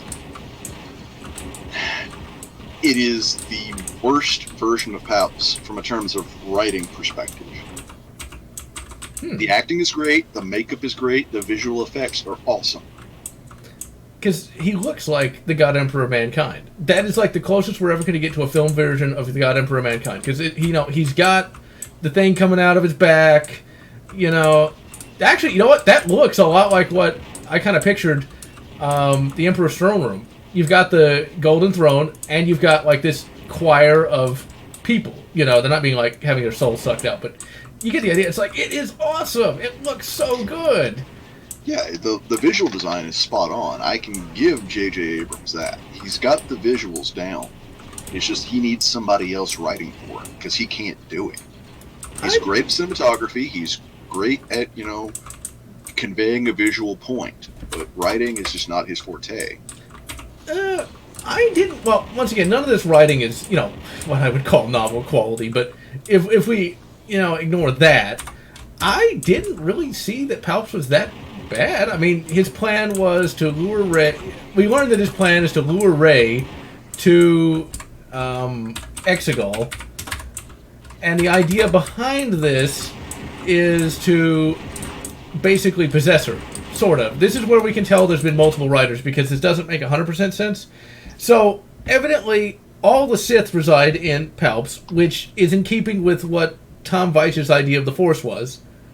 I guarantee you that had to have been cribbed, because that's too close. Yes, it was, but even then, there's... Back to Darth Plagueis. Yeah, that's one Sith that's not in there. Darth Bane, that's one Sith that's not in there, because they would have thought of a completely different plan. I think we just have to... We have to ignore... For that to work, and I think we kind of have to, because that's where I don't think JJ's thinking this far ahead, but from a plot perspective, we have to ignore Darth Bane's existence. We have to ignore Darth Plagueis.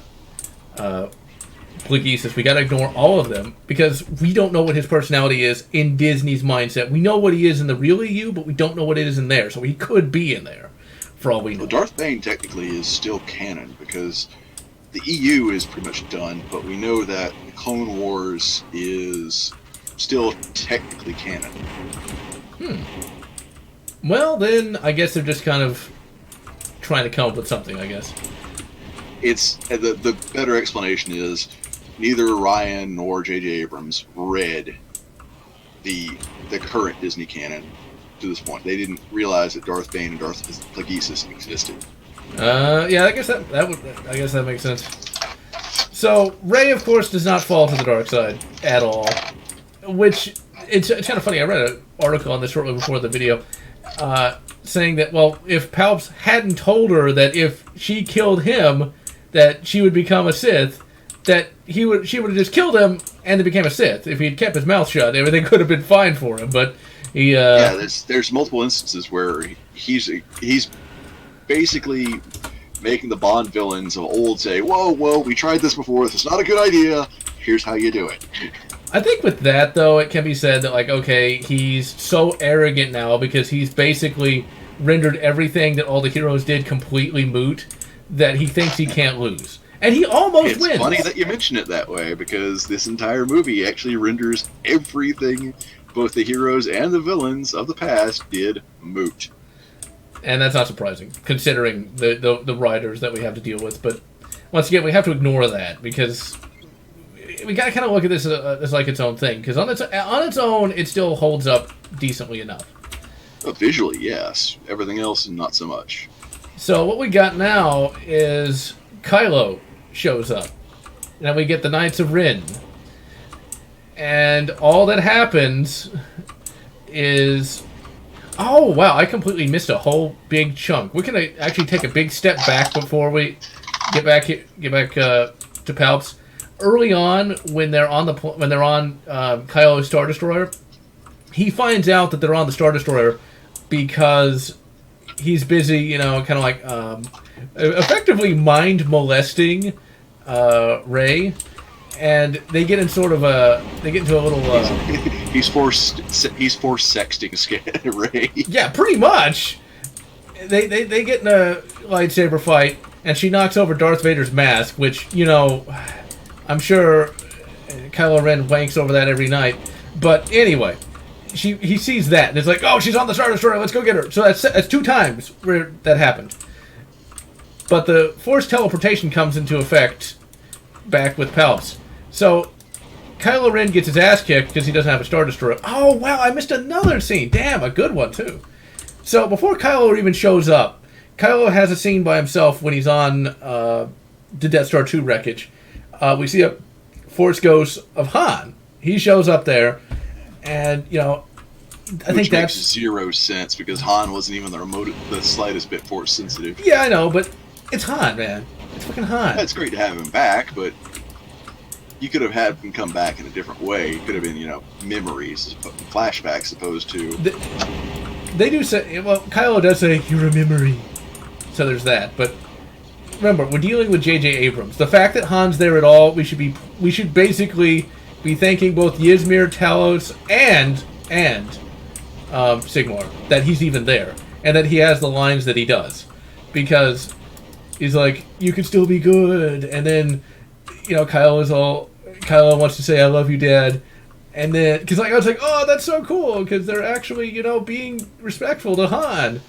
And Han reprises the line of, I know, I thought that was really good for J.J. Abrams. It could have gone a lot worse, so I'll give it a pass. Yeah, it's just the thing. You can't think of it like the original trilogy. You can't, because it doesn't work. Think of it like, here we've got J.J. Abrams. What do you think we're going to get? You know? Be very happy we got what we got. Okay, now that we caught up to that, Kylo gets his ass kicked by the Knights of Ren. This is the only time we see the Knights of Ren doing anything, by the way. And Rey, you know, she's facing off with Palps. She uses the Force to fling a lightsaber to him, magically. And he wipes out the Knights of Ren with no difficulty whatsoever. Essentially, the Knights of Ren are... You might as well rename them the Knights of Knee, because they don't really do much of anything. That does a disservice to the Knights of Knee. At least the Knee have, you know, dignity. So... Yeah, and they'll expect you to cut down the largest tree in the forest using only a herring. Still better than that. So, yeah. We've got that, and then we, of course, had the big face-off with Big Palps. Now, I liked the ending. I really did. I thought it was absolutely excellent. Because there's... Agree. Remember, JJ... Even by JJ and kids' film, I have to disagree, but speak your case. Okay, so Palps confronts both Kylo Ren and Rey and says you're the duotomy of the Force, right? Which never was a thing before, but whatever it is now. Yeah, the Force dyad, which never existed in any form of any of the Star Wars fiction. You could say maybe it's like some sort of like Force link, like you saw in KOTOR 2, I guess. You could maybe do that, but whatever. That's really stretching it. You could do that, but what? Here's the thing. He then starts using Life Drain on them and is able to heal himself. Which, that's pretty cool. It shows that Palps is a major threat.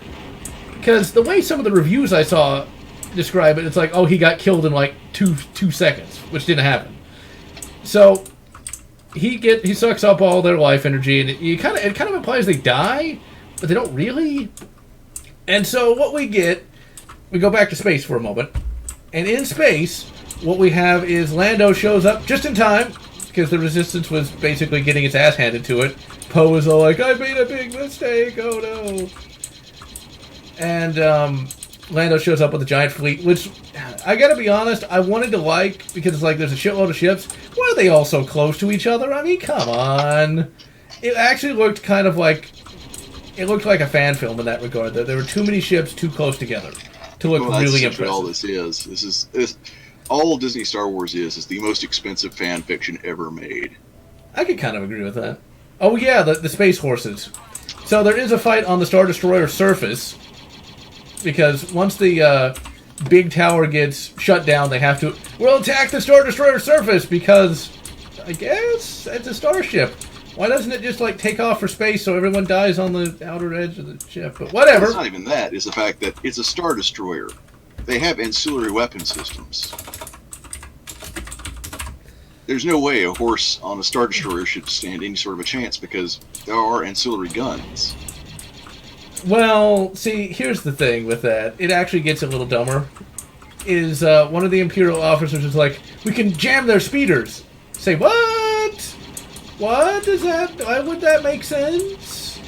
Also, why are there defensive hardpoints for ground troops on the surface of a spaceship? Why? What? Yeah, it makes no sense. It should be basically a case of, okay, we don't need a tower to tell us which way is up, because that's kind of stupid. There's ancillary guns on Star Destroyers meant for, taking out fighter craft, so your horses would start to resemble a French boucherie. And worst comes to worst, climb! Yeah, I mean, you're in upper atmosphere, those horses are going to be falling off the ship. Now, see, with that, the horses, I'm willing to accept for one reason. That's science fantasy. The only reason it exists is because J.J. Abrams wanted something cool looking. That's it. And I like it. I like it for what it is, because it's a science fantasy kind of thing. You would have seen something like that in the early Marvel comics for Star Wars. I mean, you remember how cheesy those were. I could have seen that happening in the early Marvel Star Wars comics, so I'm going to give that a pass. Because that's very science fantasy. It's like, yeah, they ride into battle. If they were on the ground, it would have been much better, because that would have made a lot more sense. And I don't really know why they changed that.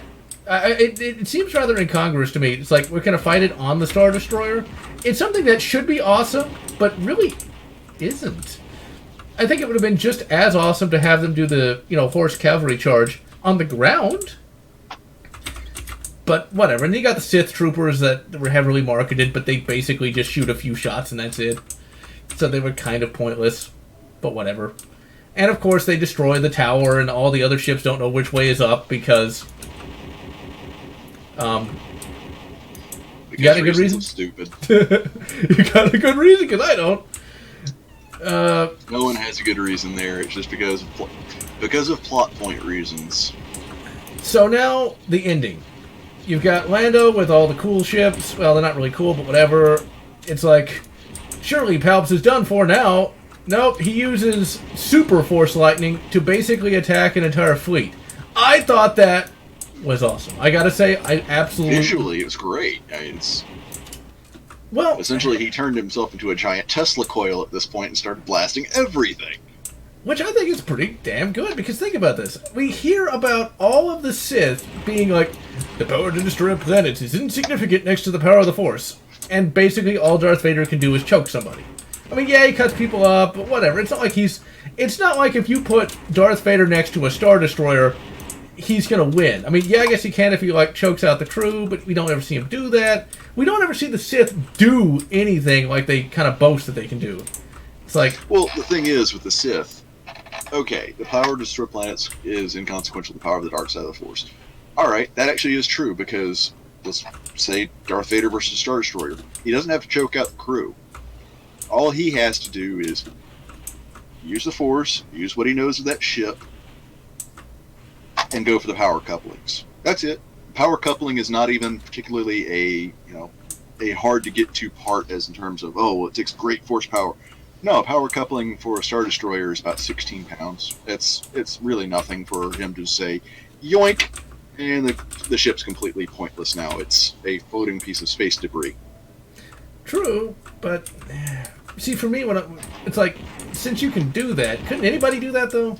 Like, you got a Rebel Saboteur, couldn't they just do that? They could if they could get in there. The Force basically prevents you from having to get in there. You don't have to. Basically, all you have to do is know the design, say, okay, I know exactly how that works, I know how to screw that up. Yeah, still it's not that impressive, though. I mean, when you think about it, though, it's like... So it's not visually impressive, but the results can be impressive. Yeah, it's just like, when you think it's like... He could rip it out, but when you're trying to explain the dark side to somebody like in universe, like, oh, I could rip the power coupling out. Well, what if you don't know where it is? What if I moved it? Well, you can't really move it, but you get the idea. Well, you basically do what, Darth Clonius here is doing, and you apply Force Lightning. Now, this visually is great. I'll give you that. Jar Jar actually made this look really, really good. But it's loose arc lightning. Now, this I say loose. I mean, this is basically he lit up the entire sky with this. Had he focused it towards, say the engines, the power couplings, the shields, the guns, he could have done a lot more damage. That's true, but I can also be an asshole and say there's so many ships, he spread so thin that he has to just, shut down the engine so they crash on the planet. Yeah, in which case I'd buy that, because he's basically wanting expedience. He's not looking for efficiency. He's just looking for blast all of them. So, I mean, it works. I mean, I thought it was like we finally get to see the Sith in all their glory. It's like, this is why we're afraid of the Sith. They're not just, your basic, they're not just like the anti-Jedi. It's like, they can wreck some serious shit. That's what I got from that. And it was like, it was in keeping with Palps. And I think they were very respectful to the Palpatine character. They were very respectful to the big villain of the whole series. Sort of. The writing needs work, and Palpatine, with all of his flaws, he's smarter than that. Well, here's a question. What would you have him do then? Well, first of all, he shouldn't have announced his plan immediately. This would require a massive rewrite of this entire movie, but it should have been, okay, unknown activity from a dark side agent, there was the First Order agent that's acting outside of even Hux's control. Nobody knows what the hell he's doing. He's captured. And then that leads up to them, trailing what's going on. Yeah, it could have worked. I think it would have taken too much time, considering... Yeah, you would have to split it into 2 movies. There's no way you could have fit it in 1 movie. Because basically you've got a detective story alongside Star Wars. You've got the unraveling of, there's a force here we don't know about. Then you would just have Dark Empire, though, because that's exactly what happens in that comic. Almost. Not quite as bad as Dark Empire. Basically, how do I put this? You would have had a case of, okay, there's a traitor. We know that there's a traitor in the First Order. You still have Hux being that traitor, but he's being betrayed as well. Basically, you would turn it to a more political movie. Not political as in current day politics, as in world politics. Doesn't have to do with social justice anything, not NPC anything. But, it's the same reason we never get, up until this new movie, because it's not out yet, we haven't gotten a good adaptation of Dune. It's because it requires multi-level thinking. You can't just think, good versus evil here. And you're not going to really get that in this, but still. You got Palps doing all that, and then, Rey just kind of wakes up. She just kind of, shakes off getting her soul removed from her body. And average night on, say, Vegas or the Mos Eisley Cantina. Yeah, she drank a cocktail made of Greedo. But anyway, yes, that's a reference to a short story from the original EU. Yes, I'm that much of a nerd. What of it? Let's see, where was I? So she wakes up, and she then is able to tap into the combined power of all the Jedi that came before. And, all the Jedi are kind of, rooting for her. And you know what? I liked it. Yeah, but I also find it very insulting. Really? Yep. Because we've seen in this movie alone, not counting the movie beforehand, that not only are Force Ghosts able to interact and have a positive or negative change in the real world, but this leaves a massive, gaping question, which Disney will never answer. Of those Force Ghosts, one of the voices you hear is Ahsoka. See, I don't know anything at all about the Clone Wars CG series, so I didn't even know that was her until I read about it. We never find out how Ahsoka died, if she died, and according to this, she's dead in a doornail. Yeah, I thought that she'd actually survived that, but you're right. Since that was her, because I figured they didn't tell her, or didn't tell anyone how she died. I've only seen clips on YouTube of that, her fighting Vader, but I didn't ever actually watch them. She wins that fight. Oh, wow. That's why I say they never finished her story. That's why I find it insulting. Is that Ahsoka was everything Rey should have been. I may need to give that show a chance, but yeah, She's I didn't awesome. know. She is absolutely awesome. And she's a defined, deep character. That's why I find it insulting. It's you basically have one of the best characters in the Star Wars EU, not even just the EU, the canon Star Wars universe, even by Disney's sense, because it is fully canon now. If she's there, she's dead. Congratulations, you just made her canon. Well, that's kind of depressing, because if she's that good, I need to actually read about her. Well, she's Mara Jade levels good. She's an enjoyable character. Yeah, I thought everything from that show was actually kind of bad, but well, since I didn't know who that was, I was still happy. Well, I guess this also puts paid to the fan theory that Mace Windu survived the fall. Yeah, because he's not amongst the list. But like I say, that really kind of hurt. You're going to take one of the best characters that you left with this massive gaping loose end that you don't know if she's alive or dead, and now you're just saying, "Oh yeah, she died." How? We're not going to tell you. Well, that's kind of depressing. Still, though, or you know what? I could also be kind of an asshole and say, well, maybe not. Maybe instead, she simply just lent her force power to Rey because she was busy doing something at the time, or couldn't make it to Exegol, or we could say any number of things, you know.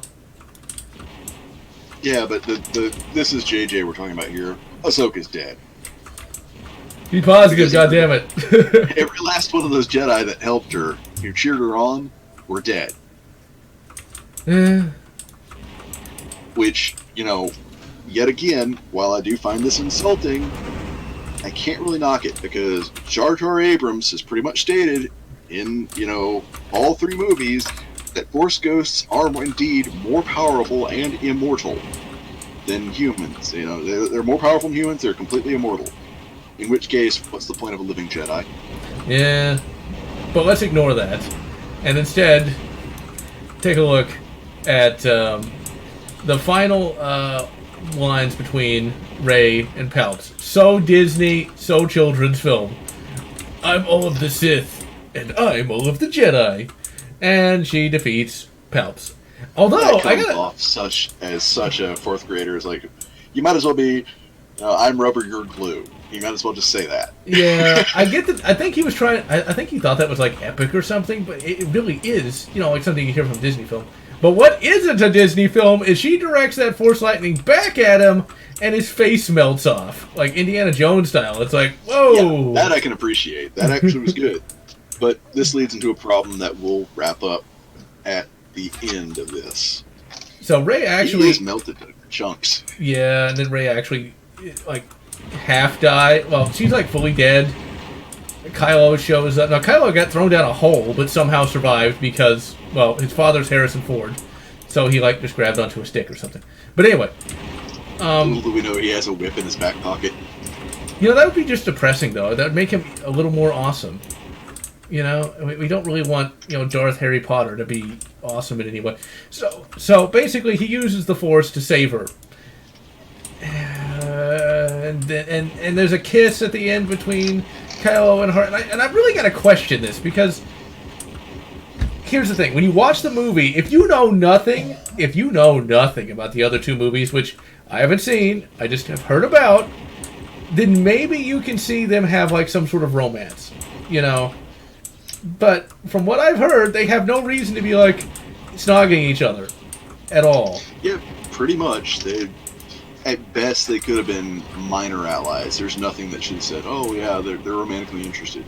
This is done strictly to please the shippers, who would never shut up about their fan fiction. So yeah. So at the end of it, you know, the good guys win, bad guys lose. About what you'd expect. Chewbacca gets a medal for some reason. Yeah, Mos Kanata, i.e. Sphincter Eyes, gives him a medal, which is... okay.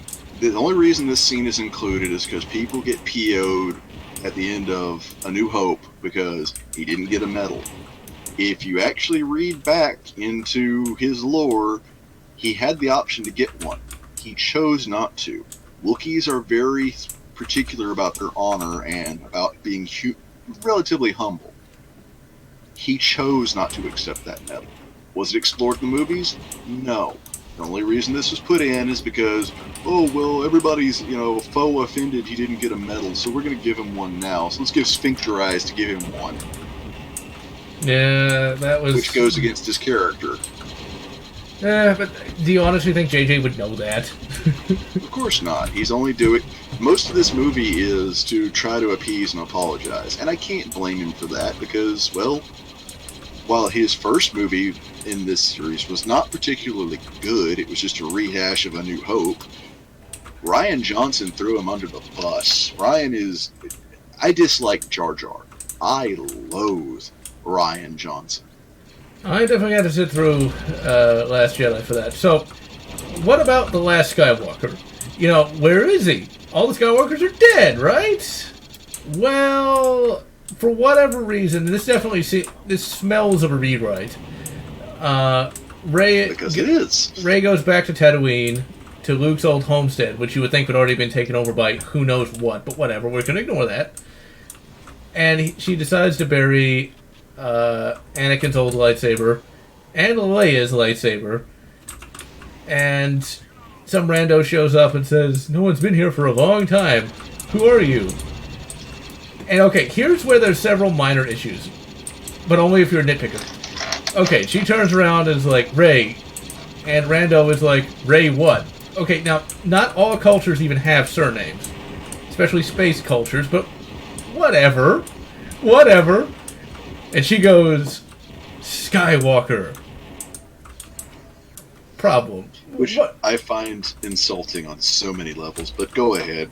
I don't really consider it that insulting, because I guess, like, she feels like she has no reason to feel this, but I guess she feels like adopted by Luke, maybe? And now she's going to be a Skywalker? But Luke never said it. Yeah, here's the problem with that. Number 1, she's got his lightsaber. Number 2, she's got his X-Wing. Number 3, she's got his homestead. Number 4, she's taking his name.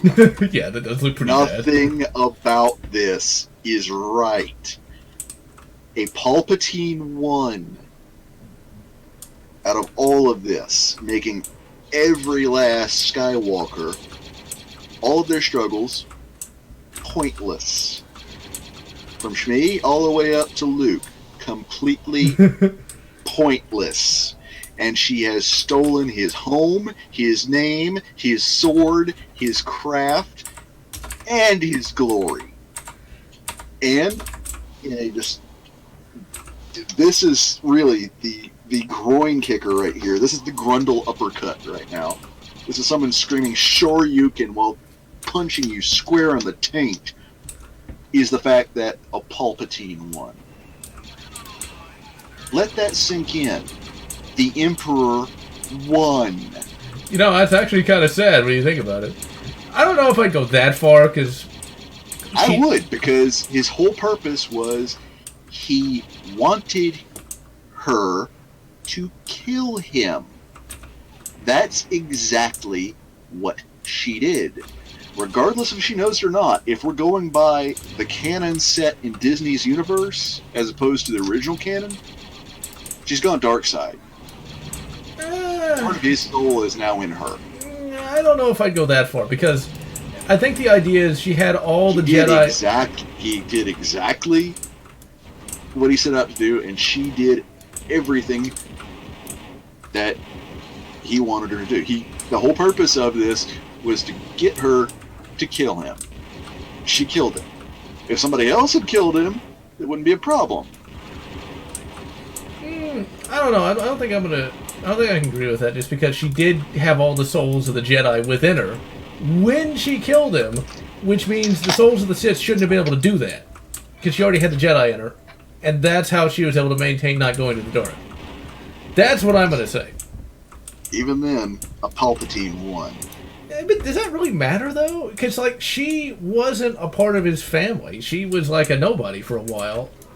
So, just because she happens to be the granddaughter, and we could actually even say, well, I love how I'm defending this, even though it's non-true EU, but I'm going to defend it, goddammit. Because, okay, what you got is this. Clearly, Palpatine's son... Oh yeah, I also going to make a reference to Glove of Darth Vader. Was it Trioculus, I wonder? Did he have an eye in the back of his head? Yes, yeah, Palpatine had a son. Yeah, Palpatine had a son with an eye in the back of his head. But evidently he wasn't a bad guy. So I guess evil skipped that generation or something. So if he was willing Trioculus was of a different generation and of a different canon. Yeah. He's not a bad guy, but, we're going by Disney canon, which is, if anything, children's movie, meaning evil runs in a bloodline. Meaning, yeah, I hate to say this, but Rey, she's gonna turn evil. Well, still, Palpatine's son didn't turn evil, though. Because different canon. He kicked... Well, no, I mean, in this canon. Because we do see Palpatine's son, making sure that Rey doesn't doesn't become evil by, dropping her on whatever planet she was on in Force Awakens. So he couldn't have been that bad if he did that, or since he did that, So maybe it doesn't in this instance. You got to remember, there's not much consistency here, because if evil doesn't run a bloodline, which evidently it can't, because if his son, who is directly, much more tied to him than his granddaughter is, wasn't evil, then Rey shouldn't be, I guess. Well, Rey's parents basically sold her off to quote-unquote protect her. They still sold her off. That's not exactly,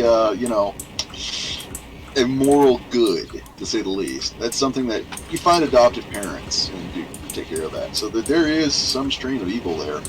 Yeah, I can see that. I don't think it's as bad as it could be, though. I think,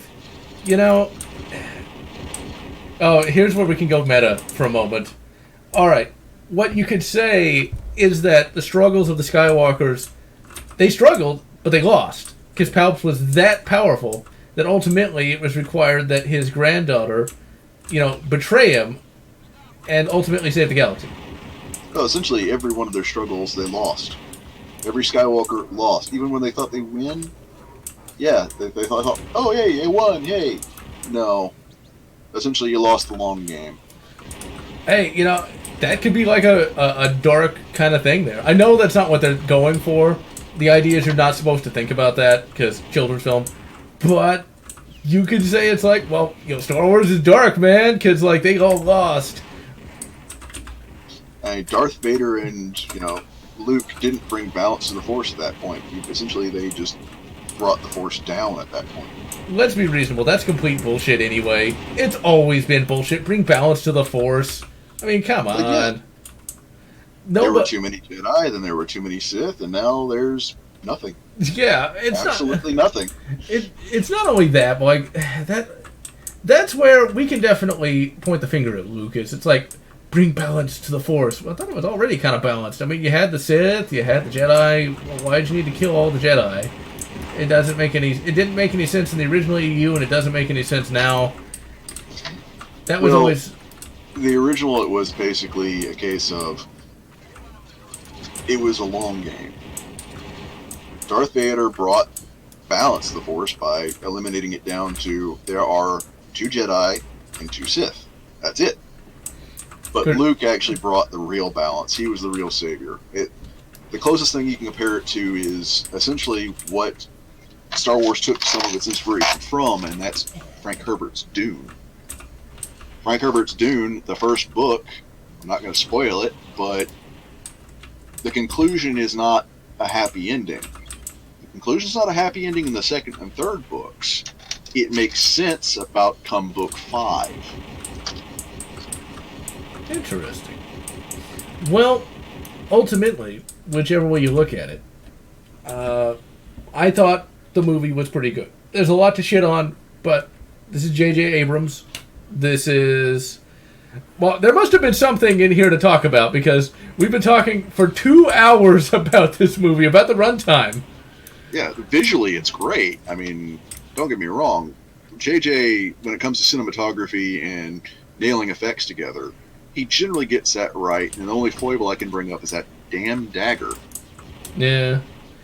I honestly think looks great.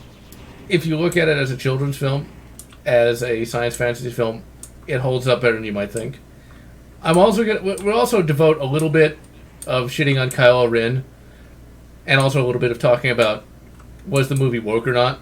First off, Kylo Ren is not in any way intimidating. He's a child. No, he's a wide teenager. That's what he is. Yeah, and JJ tries so hard to make him look creepy. Not creepy. Well, he looks creepy. I'm going to say that. He's a creepy stalker, but he's a child. He is nothing more than a child. Play acting Darth Vader.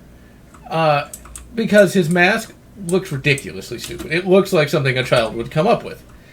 It's also destroyed, and he's has to rebuild it.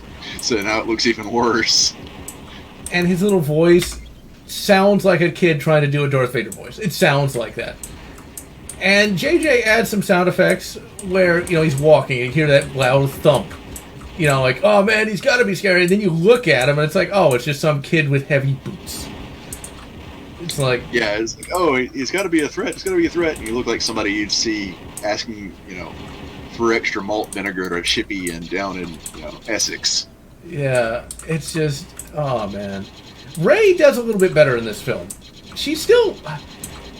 I don't find Daisy Ridley attractive. She looked good in a couple scenes when her mouth was closed. Not like she wasn't talking, but just she does that grimace of hers, and it doesn't look funny. It looks like she's a T-600, and her skin is now is rubber. Yeah, it doesn't look good for her, and part of it is, I don't know. Here's the thing: she can deliver lines, but whoever taught her how to emote in acting school needs to be fired, preferably out of a cannon into the sun. Yeah, pretty much, because it just looks kind of silly. Lando still is Lando. Billy D. I'm so glad he was in this.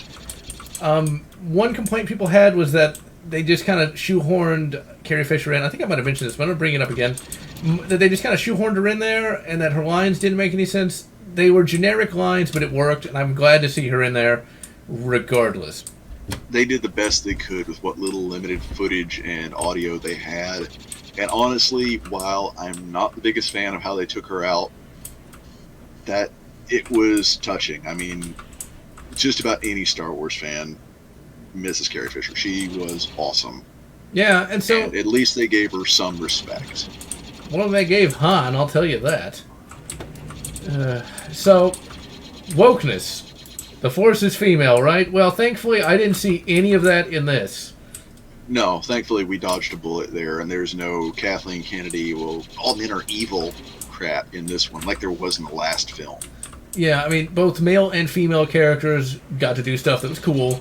It wasn't just, they didn't denigrate men, they didn't denigrate, the straight white male, they didn't do any of that. It was just a Star Wars movie, and that was it. I guess that's the best the best I can say about this movie. It was a Star Wars movie. It felt like an actual Star Wars movie. Not necessarily one on par with George Lucas's original trilogy. Actually, no, I take that lie back. I gotta say, I liked it a little more than Return of the Jedi. However, Return of the Jedi still excelled in that Battle of Endor space battle. I can sort of see that. I'm not going to put it on there. This is not the worst, Star Wars movie I've ever seen. This is pretty bad, but it's Rian Johnson takes the cake for the worst because he squandered so much potential. Technically, Finn was supposed to be technically a Force-sensitive individual, meaning we could have had a second Jedi, meaning this could have been a lot deeper. But he squandered that. Yeah, because before we end it, I gotta say, had Rian... I'm gonna call him Rian, because that's how his name is spelled. It is. And it just sounds funny to me to denigrate his name. If Rian hadn't done Last Jedi, I think this would have been much more successful than it was. Because I think a lot of the goodwill is gone, and so this movie's not going to do nearly as well. Well, the Force Awakens was no great shakes, but essentially it was just a retelling of A New Hope. There's potential there. You would have had a burner movie. It's like, okay, meh, and the next two movies be good. But Rian really just destroyed any and all goodwill. I mean, as much as I'm going to knock Jar Jar Abrams for being a bit of a hack, at least he's a hack who has a little respect. Yeah, I think when it came down to it, Last Jedi, for the general audience member, it's not something they wanted to see. It had enough plot. We're going to have to review that at some point, just to make sure. I don't want to watch that again. I really don't. I gotta at least sit through it one day. But I think there was enough plot issues in that even the general audience member didn't like it. I think for the super fans, all the social media shit that went on really made people hate the movie before it even came out. Because when you see the Force is female, when you see the political crap, you already don't want to like the movie because you don't want to support, these people who are saying all these terrible things. You know, with Rise of Skywalker, I don't think there was that much social media crap, that much social media blow up.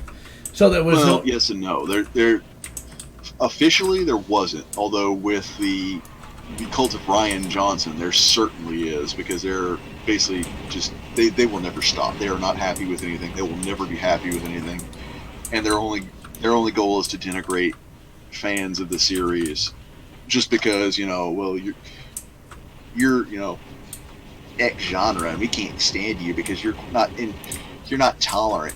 You don't want tolerance. You want obedience. We're not trained dogs. And so, yeah, I think that probably turned a lot more people off of the series than anything else, than any quality of the film, is that when you see such a insane part of the fan... I don't even know because it's part of the fan base. You see just a bunch of insane people saying this stuff. Here's the thing. I would not call them part of the fan base. I would call them fans insofar as the root word. Fanatics. That would make sense, because, damn. I think that's the best part about the Rise of Skywalker, I guess really more than anything else, is we can see that the fandom menace worked. All these complaints that people were constantly bringing up about Last Jedi, they fixed. They actually listened to the fans. Well, they tried to fix as best he could, in which case, yeah, I will give props to Jar Jar Abrams for that. I'm still going to rag on him on what he did to Star Trek and what he did to Lost and several other things. But he at least realizes, hey, these people are paying for the tickets. We cannot insult them. Yeah, and I think that's good. I think of it all, I don't know if this really redeems Star Wars in any way, but I think it definitely shows that if you are vocal enough and you actually have legitimate points, you can make a difference. And I think that's why we got a movie as good as this is. Yes, it's not the original trilogy, but you know what? It's still an enjoyable film, and I personally still recommend going to see it, especially with an open mind. Keep in mind it's a children's film. Keep in mind it's, not meant to be taken that seriously. And I think you'll have fun watching it. Because to me... I generally will recommend the original series more so, but I'm not going to absolutely, totally trash this. I am not a fan at all, but I will say the visuals are very nice. Ooh, here's a question. I consider this, at the very least, a Star Wars film. Can you at least say it's a Star Wars film? I will still hold that this is the most expensive fan fiction ever made, but unlike the last movie and even the movie before it, you can tell that Jar Jar tried to care and that he was really hogtied by all the circumstance surrounding it, that he couldn't do any better than this. This is the absolute best he could do given the circumstances. So technically, yes, this is a Star Wars film. It's not one I particularly like. I view this more as Pepto-Bismol as opposed to a nice cup of tea.